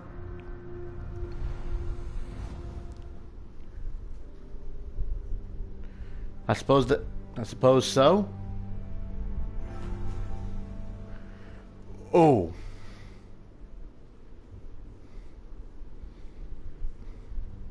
That was bad.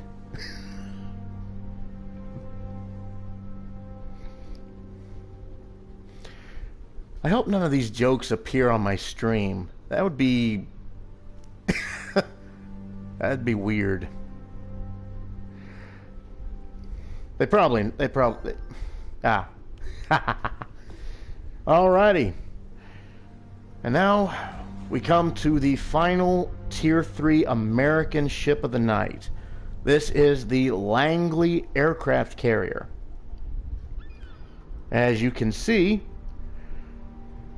there is quite a bit of difference between the aircraft carriers of today and what they were back then. Back then, the idea of throwing yourself off of a ship was considered impossible or crazy.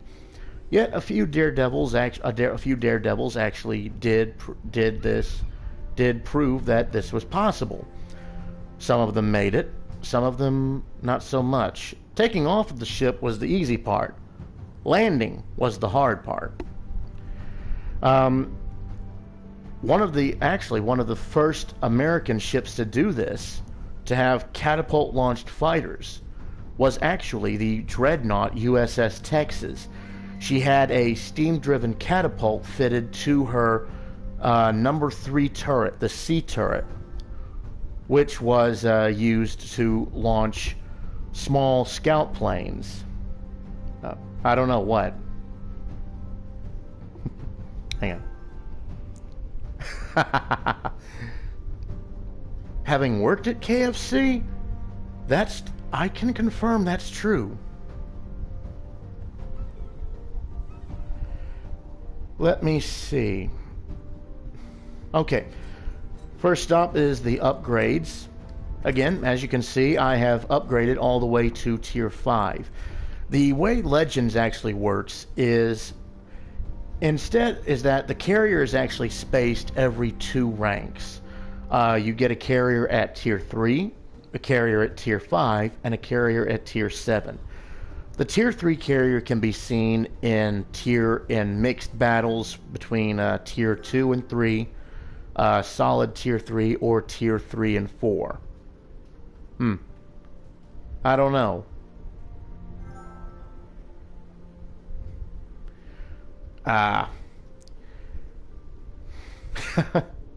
Shoot, if gas prices keep going up, I'm going to have to start using a bike to get to work and back.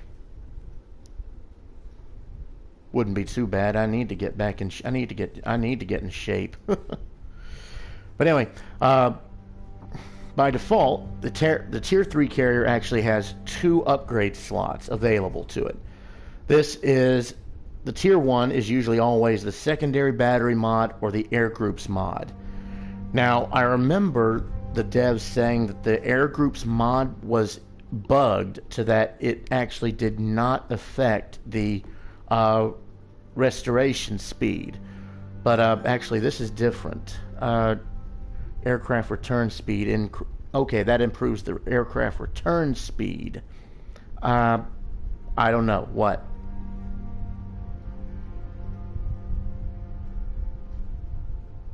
Let's see. But yeah. Let's see. And the Tier 2...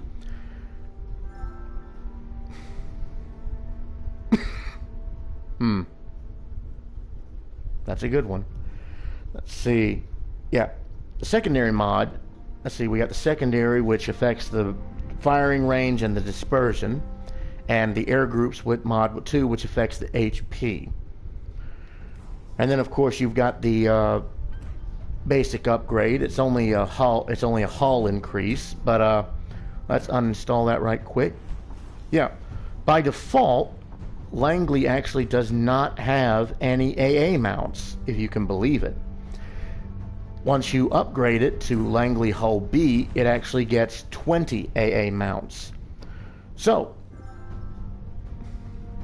no, I did not.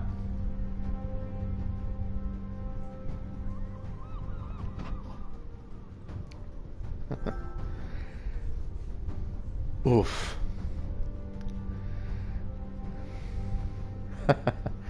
Okay, her loadout is actually pretty simple. With carriers, you've got 2 aircraft types. You've got a bomber squadron, dive bombers, and you've got a torpedo squadron. The dive bombers for Americans are equipped with high explosive bombs. These have a very, let's see. Basically, these have a how. Anyway, these basically have a higher chance of setting something on fire. The torpedoes, let's see, you got a squadron of 6, attack unit size of 2.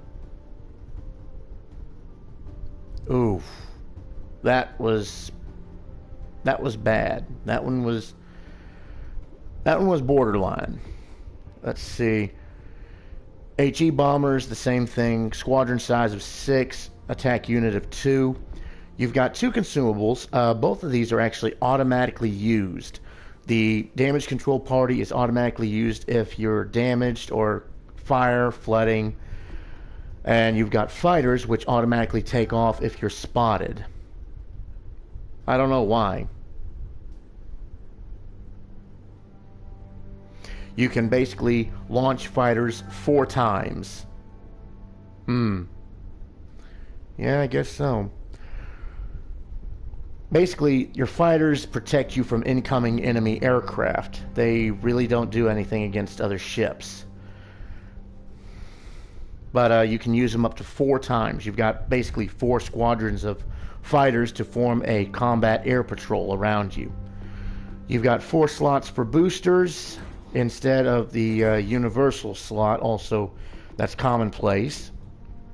We've already got our flag equipped. I don't know what. All right. We got a camouflage. Let's go ahead and put camouflage on her. We've got the grade 1 permanent revolutionary camouflage. So we're going to do that. Let's see. Going with the New York again, I see. All right. let's see. Let's go to our upgrades. Stats. Health is actually for carrier pretty good. 33,000 HP. Armor rating from 6 to 20 millimeters. So about the same, about a little bit more armor than a destroyer. She is not, repeat, not meant to get in. She is not supposed to get into the dust up between the other ships. But some players do. They run secondary builds, and the secondaries are pretty darn effective. Her aircraft are Martin T4M Torpedo Bombers and Vought SBU Corsair Dive Bombers. Let's see, the Torpedo Bombers have a health of 1830, max speed of 126. They're detectable at 9.8 kilometers. They take 59 seconds to restore. They deal a maximum torpedo damage of 5,800, so aerial torpedoes do less damage than ship-mounted torpedoes. Kind of figures. Torpedo speed is 44 knots. Range is 3.5 kilometers. The dive bombers. Hit points are 1854. Max speed is 134, so they're faster than the Martin T4M. Squadron attack size 2. Squadron is 6. Detectability at 10 kilometers. Restoration time is 55 seconds. Maximum bomb damage is 10,050. This is the dive bombers. And the fire setting chance is 45%. So basically you got a 50-50 shot of setting something on fire. I don't know.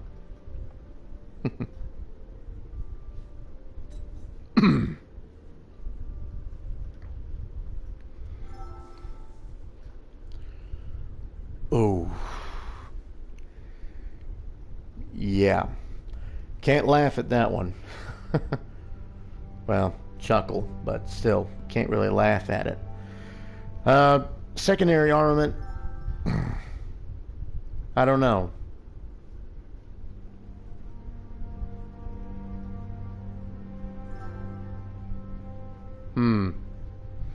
Does it have anything to do with the number in your gamer tag?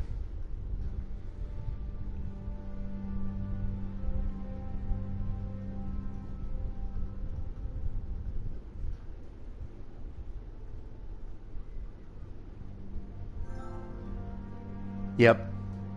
Not as much. Okay. Secondary armament. She's got 4 single mount 125 millimeter cannons. They have an effective range of 3.5 kilometers and a reload time of 7 seconds. They deal HE shell damage only, so 1,800 damage, and they have an 8% chance to set on fire. Your AA mounts. Now remember, again,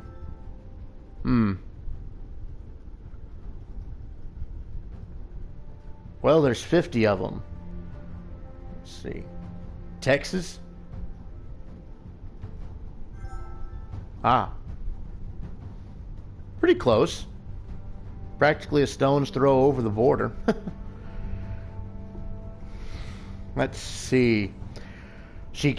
So, like I said, she originally has no AA defense, but the upgrade gives you 20 add-ons. You've got 16 single mount Browning M2 machine guns and 4 single mount 76.2 millimeter cannons. That produces quite a bit of anti-air defense, especially considering tier 3 aircraft. Her maneuverability, of course, is not excellent. Maximum speed is 18 knots. Turning radius is 730 meters. Rudder shift time is about 9.2 seconds, so about 9 seconds. It takes some time to turn this ship. Her concealment is also, well, it's borderline with the battleship. You got a default range detectability of 10.3 kilometers. When you're on fire, it's 12.3. You'll notice you are not there's no detectability block when you fire main gun because you have no main guns.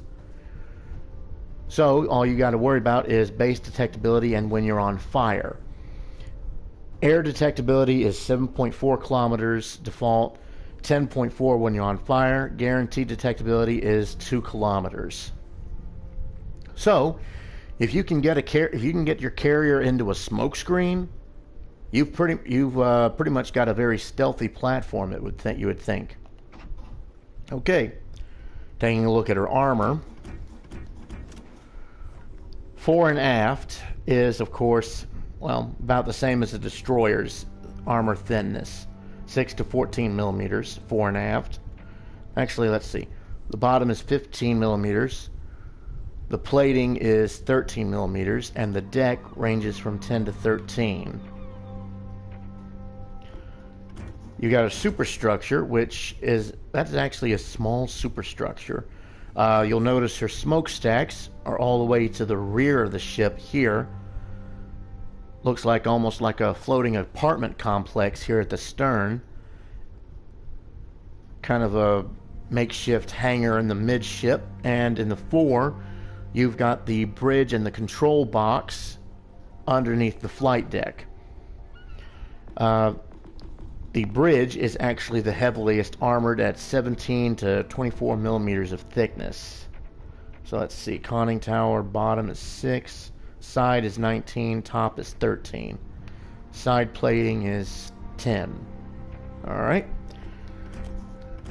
Next we've got her casemate armor, and that is, well, kind of a weird looking casemate, but you gotta expect that for a carrier. These are different types of ships. Athwart ship is 6 millimeters thick. Her armor belt is 13 millimeters thick, so about the same as a destroyer. The deck is about 10 millimeters, actually a little bit thicker than a destroyer. Next, you've got her flight deck, and to bear in mind, American ships did not have armored flight decks. That was the British who did armored flight decks. Americans did wooden flight decks, as did the Japanese and the Germans and the Russians, if I'm correct.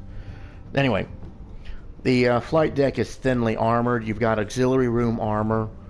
The plating is 10 millimeters, and then of course you got the flight deck, which is 6 to 13 millimeters of thickness.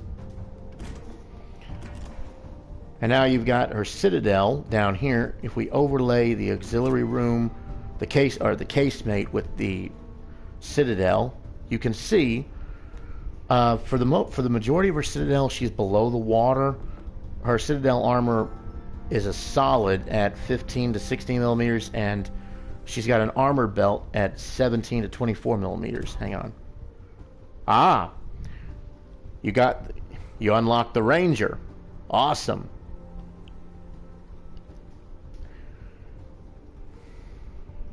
Did you just purchase it, or did you use the, or did you boost EXP to get it?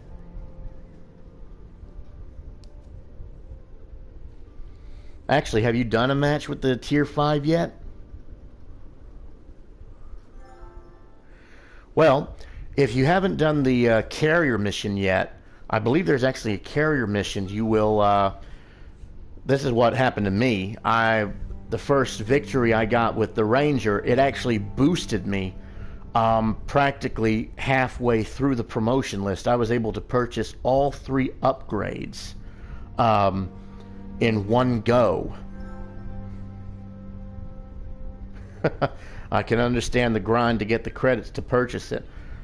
But yeah, with the experience though, if you do a mission with the Tier 5 Ranger, if that's your first Tier 5 carrier mission, you will actually complete the carrier personal mission, and you will unlock a truckload of experience that will allow you to basically get all 3 of the Ranger's upgrades at once. You'll basically be halfway to the Tier 7.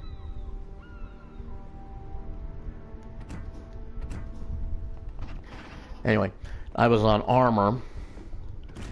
But yeah, the Citadel comes up a little bit out of the water at the end there. So about 2/3 of it are underwater. The remaining third is slightly above water. So she's vulnerable to plunging fire and also to dive bombs. But she's also severely vulnerable to torpedoes.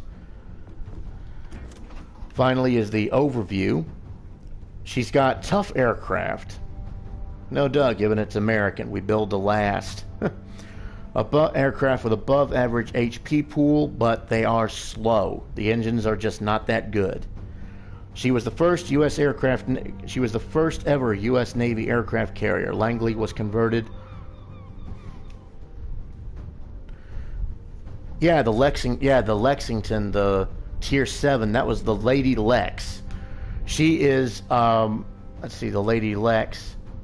Yeah, she was sunk in the Battle of Coral Sea. Actually, she was badly damaged, and to prevent her from being captured by the Japanese, the admiral in charge gave the order for a destroyer to launch torpedoes at her to scuttle her. Her wreck, actually, bit of an interesting note, her wreck was only recently discovered about, it was actually discovered last year, about April last year, I think.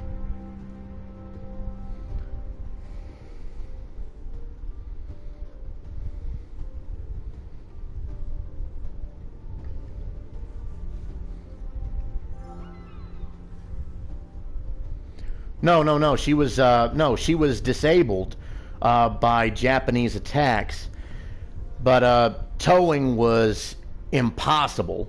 So a U.S. destroyer came alongside and fired 2 torpedoes into her to scuttle her.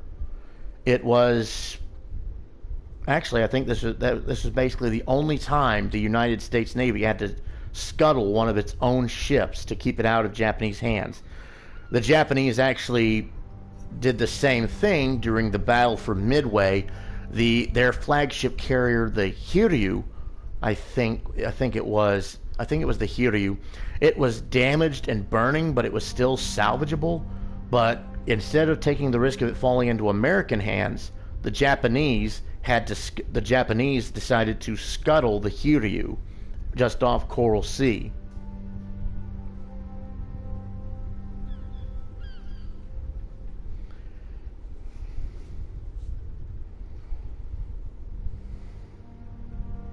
Anyway, the Langley was converted from a collier. A collier is actually a coal ship. This ship is meant to carry coal from one place to another. She had a low speed and was used as an experimental ship for testing various innovations as well as training Navy pilots. The carrier was equipped with secondary armament to repel attacks from enemy destroyers.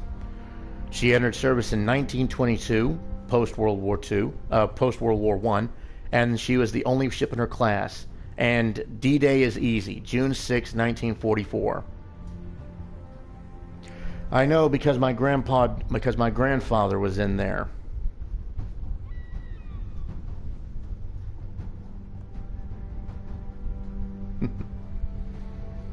But yeah. Okay, we got the Tier 3 Langley equipped with the Revolution paint scheme. All right. I was going to showcase the Tier 3 Langley. What tank was used to take out Tigers? Well, I think it was, if I'm correct, it was the M18. It was the M18 Hellcat, which had a higher caliber cannon than the standard Sherman.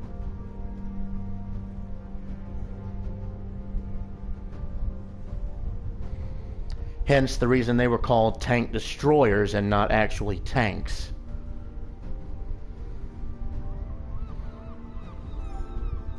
Or the Sherman Firefly. Yeah, that one was also used. But really, any Tiger tank could have been destroyed if you could get behind it to the weak armor and fire a shell at it. The German Tiger tank had very, very weak rear armor.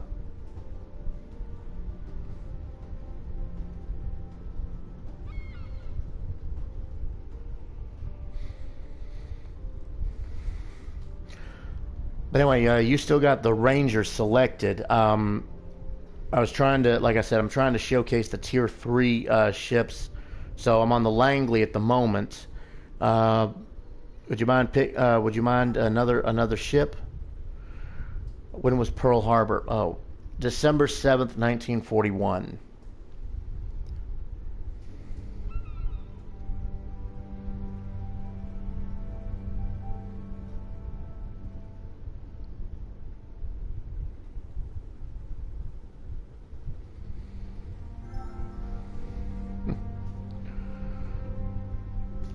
see. Start of World War II. That was actually in 1939 when Germany invaded Poland. The exact date escapes me, though. But I know it's in 1939 with the German invasion of Poland. Germany invaded Poland. Britain gave them the ultimatum to pull out of Poland. Otherwise, war would be declared. Germany declined. Britain and France declared war on Poland. Funny note, interesting history note, the invasion of Poland was actually an alliance between the Germans and the Soviets, the Russians. The idea was Germany would take half of Poland, Russia would take half of Poland, and both sides would be allied. This actually failed, ultimately, ironically, as after Germany took France and tried to take England and failed, Germany's gaze turned east towards Russia and the oil fields. So, Germany broke the truce they had with the Soviet Union and invaded.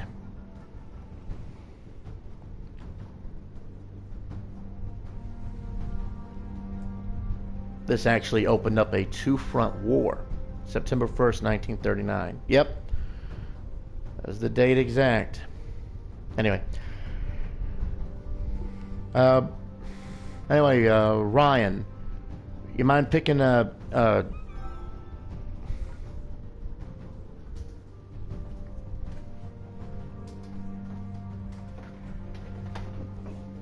let's see.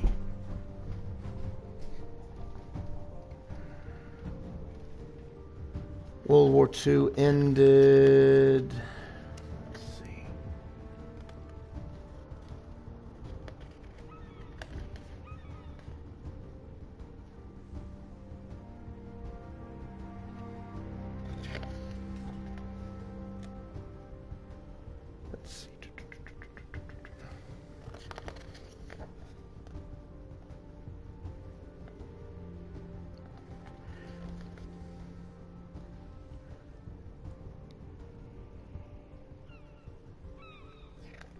Again, don't have the date exact, but 1945.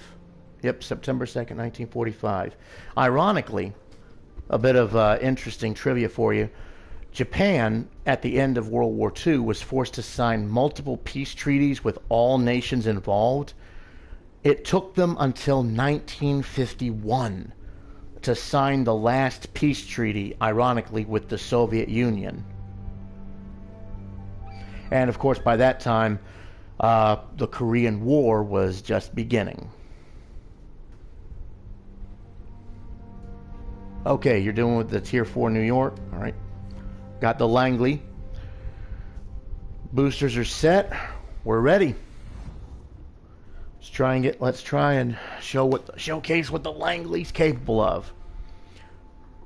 Now, an interesting bit with the carriers, you can actually you can manually steer the ship, or if you go into the overhead map, you can if you go into the overhead map, you can auto steer or turn on the autopilot to make the carrier go to a certain place.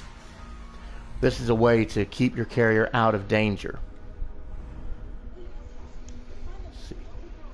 So I'm here all the way in the back. I see you in the middle. Let's see. We got 3 destroyers on each side. We've got 1 cruiser. They've got 2. We've got 4 battleships. They've got 3, and both sides are using the Langley. Gonna send up dive bombers first, and I'm gonna advance. I'm gonna actually push my carrier forward a bit. I'm gonna try and push him towards C.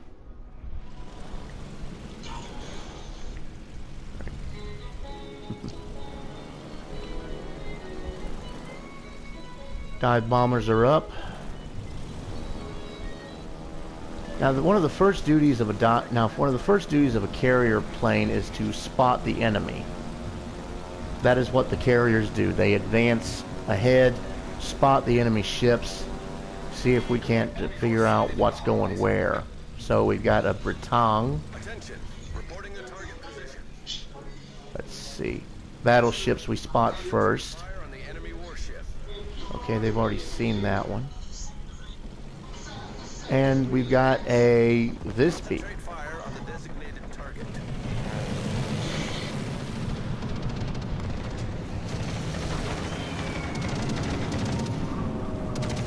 Ooh, that was so close. Yeah, I spend most of my time on the German carriers, so... And each dive bomber is actually somewhat different. They do not all conform to the same specifications.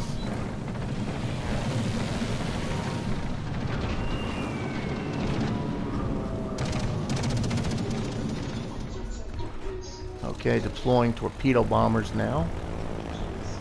Let's see.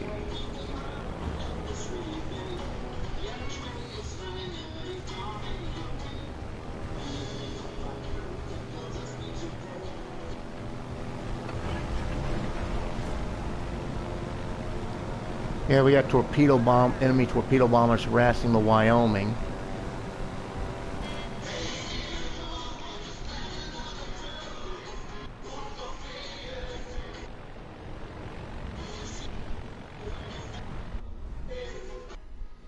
Yeah, he's trying to come after me now.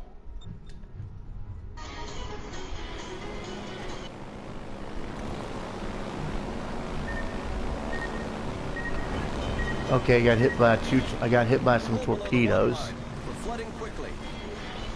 Cheeky carrier.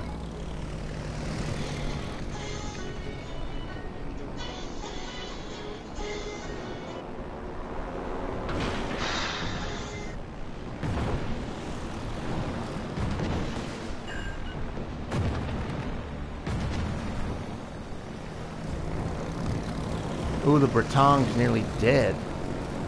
That broadside nearly did it in. Let's see if we can't finish it off.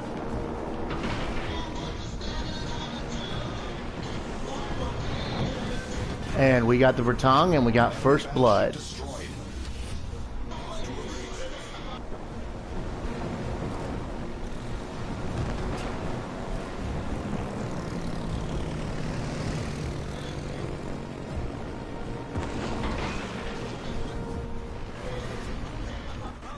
Sir. Alright. We got a Visby and a Zhongwei duking it out over there between C and B. The Visby just took out the Zhongwei with a devastating strike.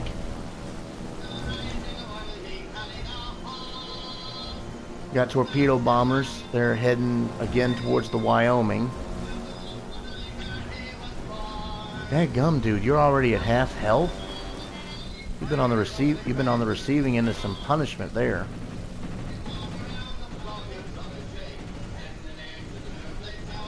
Okay. Not again, not again. Take it easy. Just remember, you got a battleship. Range is your ally. I'm trying to head over to this New York here. Let's see. Oh, we got we got a New York and a Texas that are in bad shape.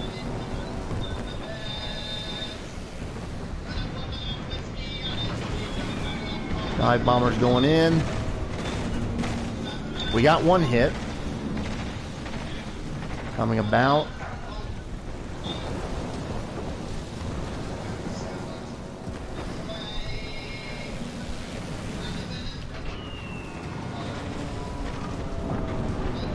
Wyoming took out the New York. Launching torpedoes again.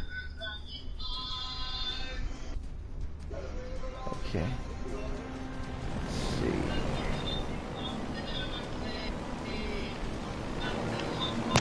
How you doing? You all right? I'm falling back. I'm at one quarter health. I can see that. Careful, careful. You got something firing at you. Let's see, we got a Karlsruhe cruiser over there. I'm going to try and see what's firing at you from the rear.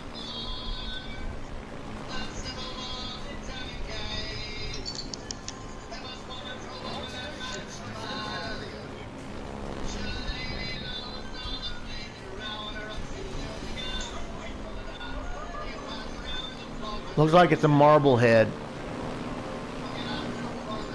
Yeah, Marblehead cruiser coming out of sea. Ooh, we just got hit by something. The Marblehead is hitting you. It's spotted. The ship is on fire. Drop some torpedoes.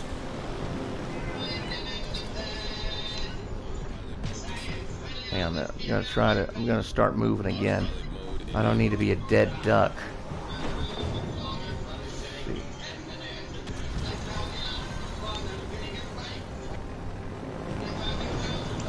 Ooh, that was a heavy hit. Watch out. Watch out, destroyer. I saw the destroyer briefly. Yeah, that Marblehead is what is getting my attention at the moment. The destroyer should get your attention. I'll torpedo you. Watch your right. The Visby?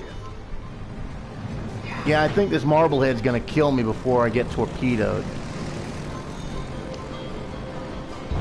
Yep.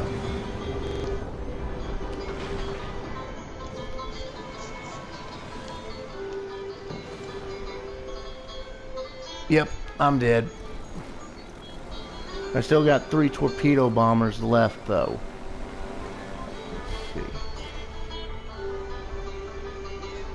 Okay, the enemy destroyer's also dead.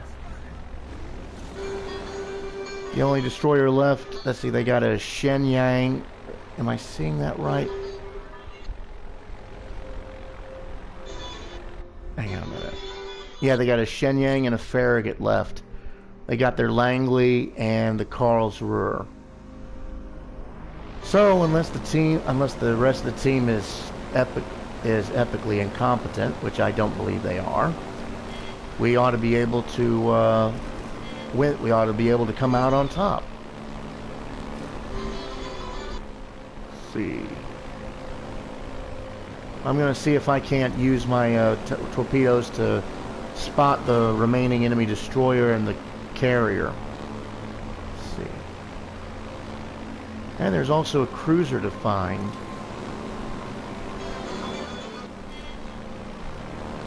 Kind of turns into a big scavenger hunt now. Oh, there they are. Stations requesting fire on the designated target. And there's the carrier. Concentrate fire on the target. Our victory is in sight.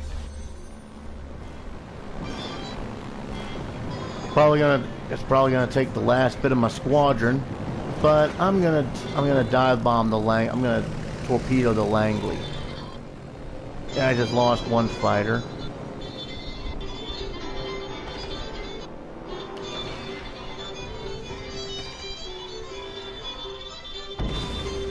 Ooh, we took a chunk out of his health. That Langley's not upgraded either. That Langley's not upgraded. He didn't put up any AA fire whatsoever at me. It's because he has SP and AA off. The game likes to do that. He's got his AA off? Hmm. Yeah, the game does that. You have to turn it on sometimes. I thought, no, I know you can turn it on and off, but why the heck would you turn it off in the first place if you got a darn torpedo bomber squadron coming at you? It doesn't make any sense. The game does it. The game does it for some reason. I have to turn mine on sometimes.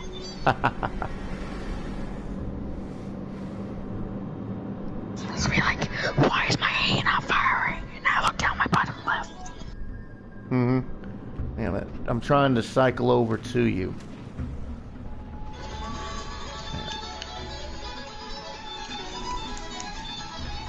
There. Okay, we got you.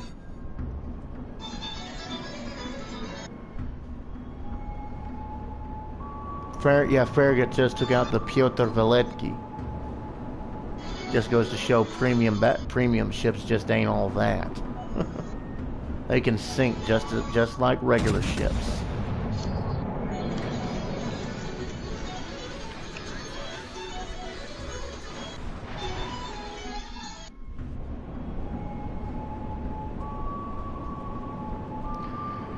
That carrier, if he has not changed course, he would be heading straight for you.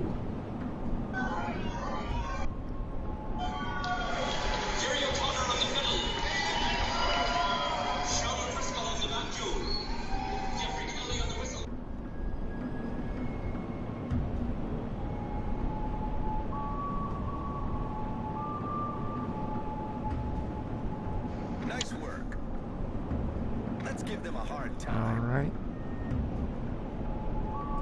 Oh, the carrier's dead. All that's left is the cruiser and destroyer.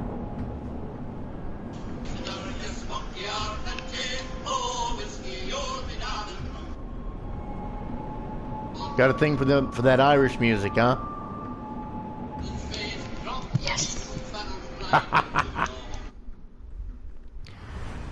The same. Alright. We got victory. Let's see, we dealt 32,992 damage. Pretty good.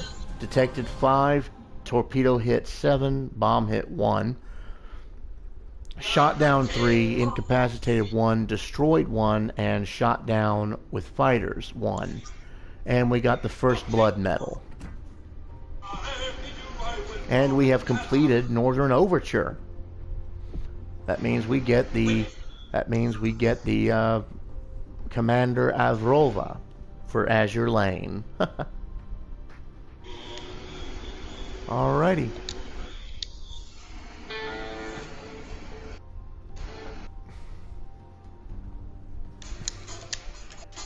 And you're already back at the Ranger.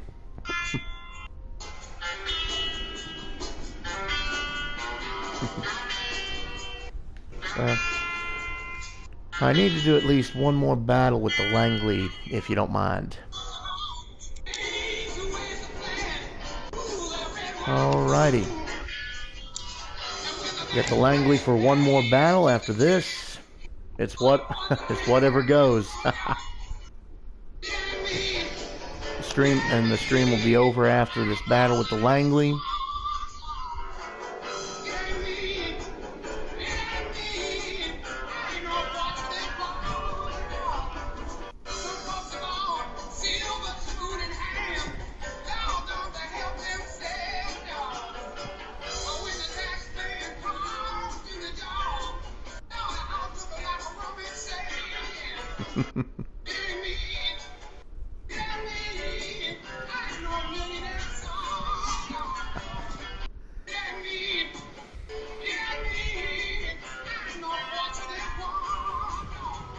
Oh, the classic music, you can't really beat it.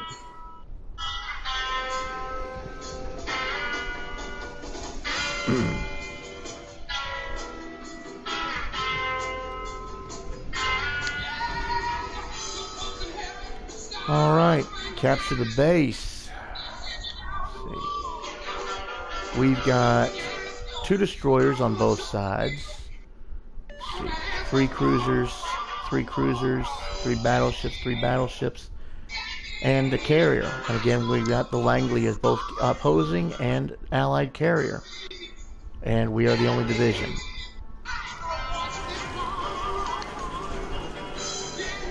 Dive bombers going up. I'm going to be moving over towards the base. That way we've at least got an allied presence in it. Just in case someone tries to run the gauntlet. You will not believe how many times I've seen people running the gauntlet, like running that straight, like literally right through there.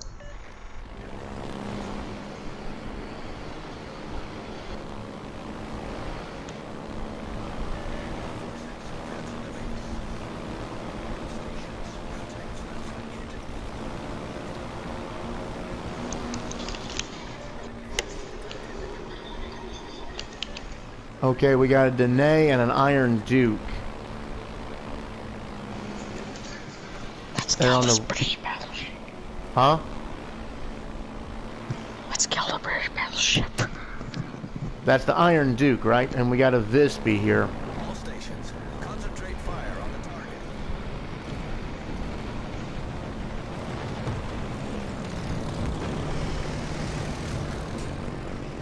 Yeah, he's trying to turn. He sees I'm coming towards him. Let's drop a little early. Well, we got one torpedo hit. Going in for the reverse. Dadgum, these American aircraft can take a licking.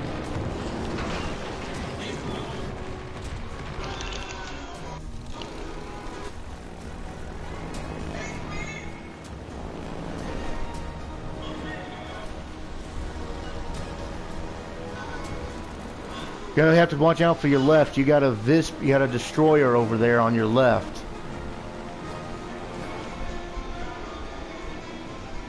And we've got a destroyer trying to move on the base. Oh.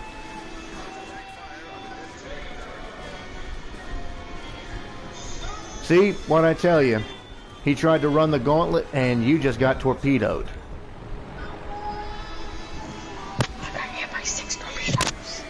Yeah, I can see it. That's the Danae. That's that French. It's a French cruiser. I shall avenge you.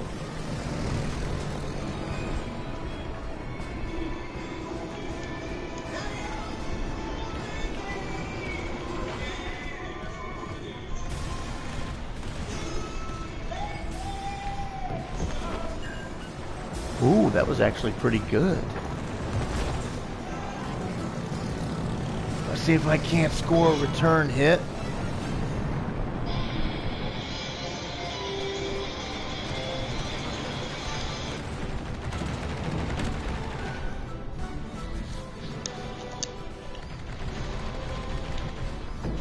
Oh, I got him! Oh, shoot, that was beautiful.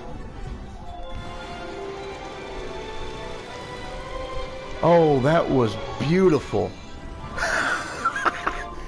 He overcorrected his turn, went right into the torpedo. Omaha just got it set to flesh. Ooh, we need to score some hits. Do you hear the music? Huh? Do you hear the music? Yeah, I hear the music.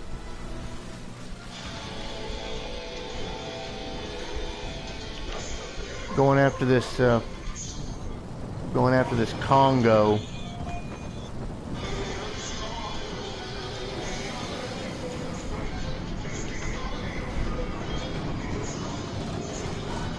Set him on fire.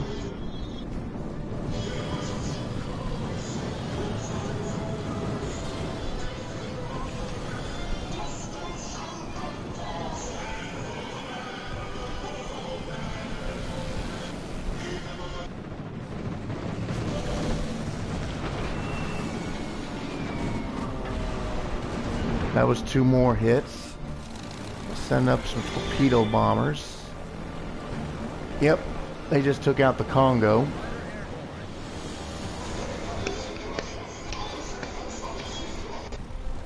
Concentrate fire on the designated target.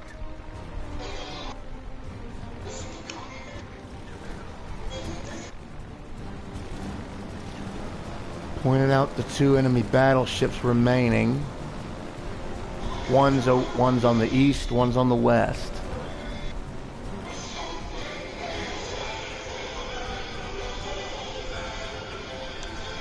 I haven't seen that destroyer, and that's what's bugging me.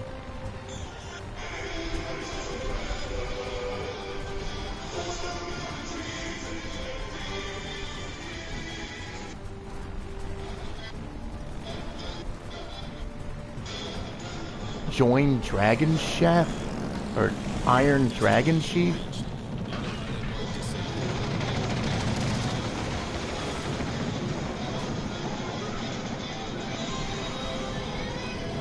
Well, those torpedoes scared him.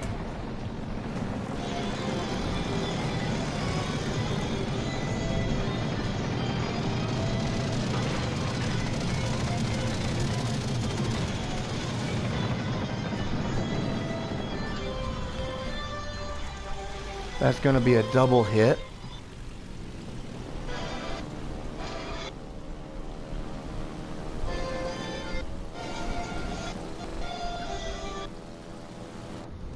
I'm gonna move again.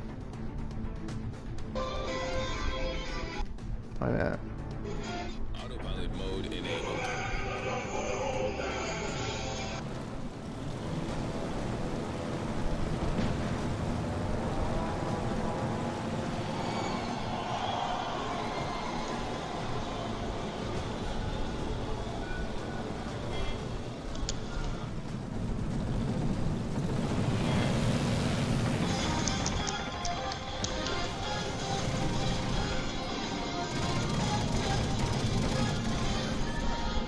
Yeah, he just got hit by something. Oh.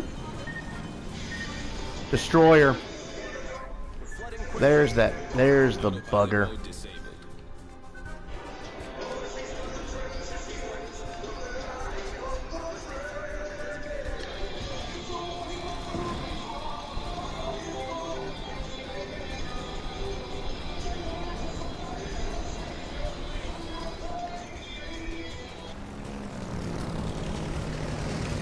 All stations reporting the position of a strategic target.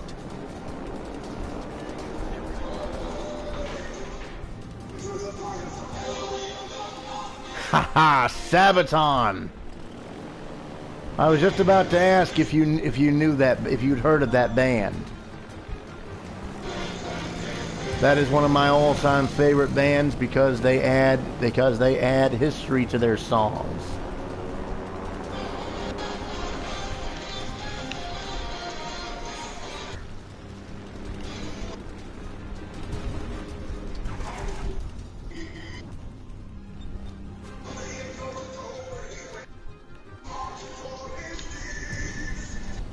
Yeah, he's gonna try and torpedo me.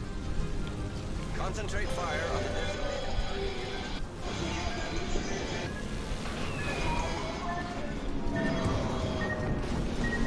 designated. It worked. Yep, I'm dead.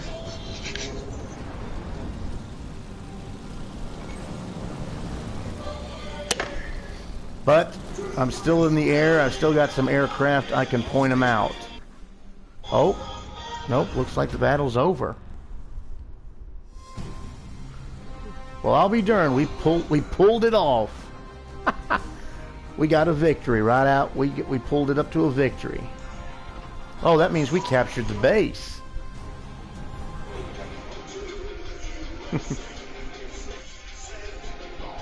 Okay, for the Langley's Langley's second battle, we did 40,000 damage, detected 2, target hit 7 with torpedoes, 3 dive bombs, 2 incapacitations, 1 destroyed, 2 fire, and 1 target hit with the secondaries.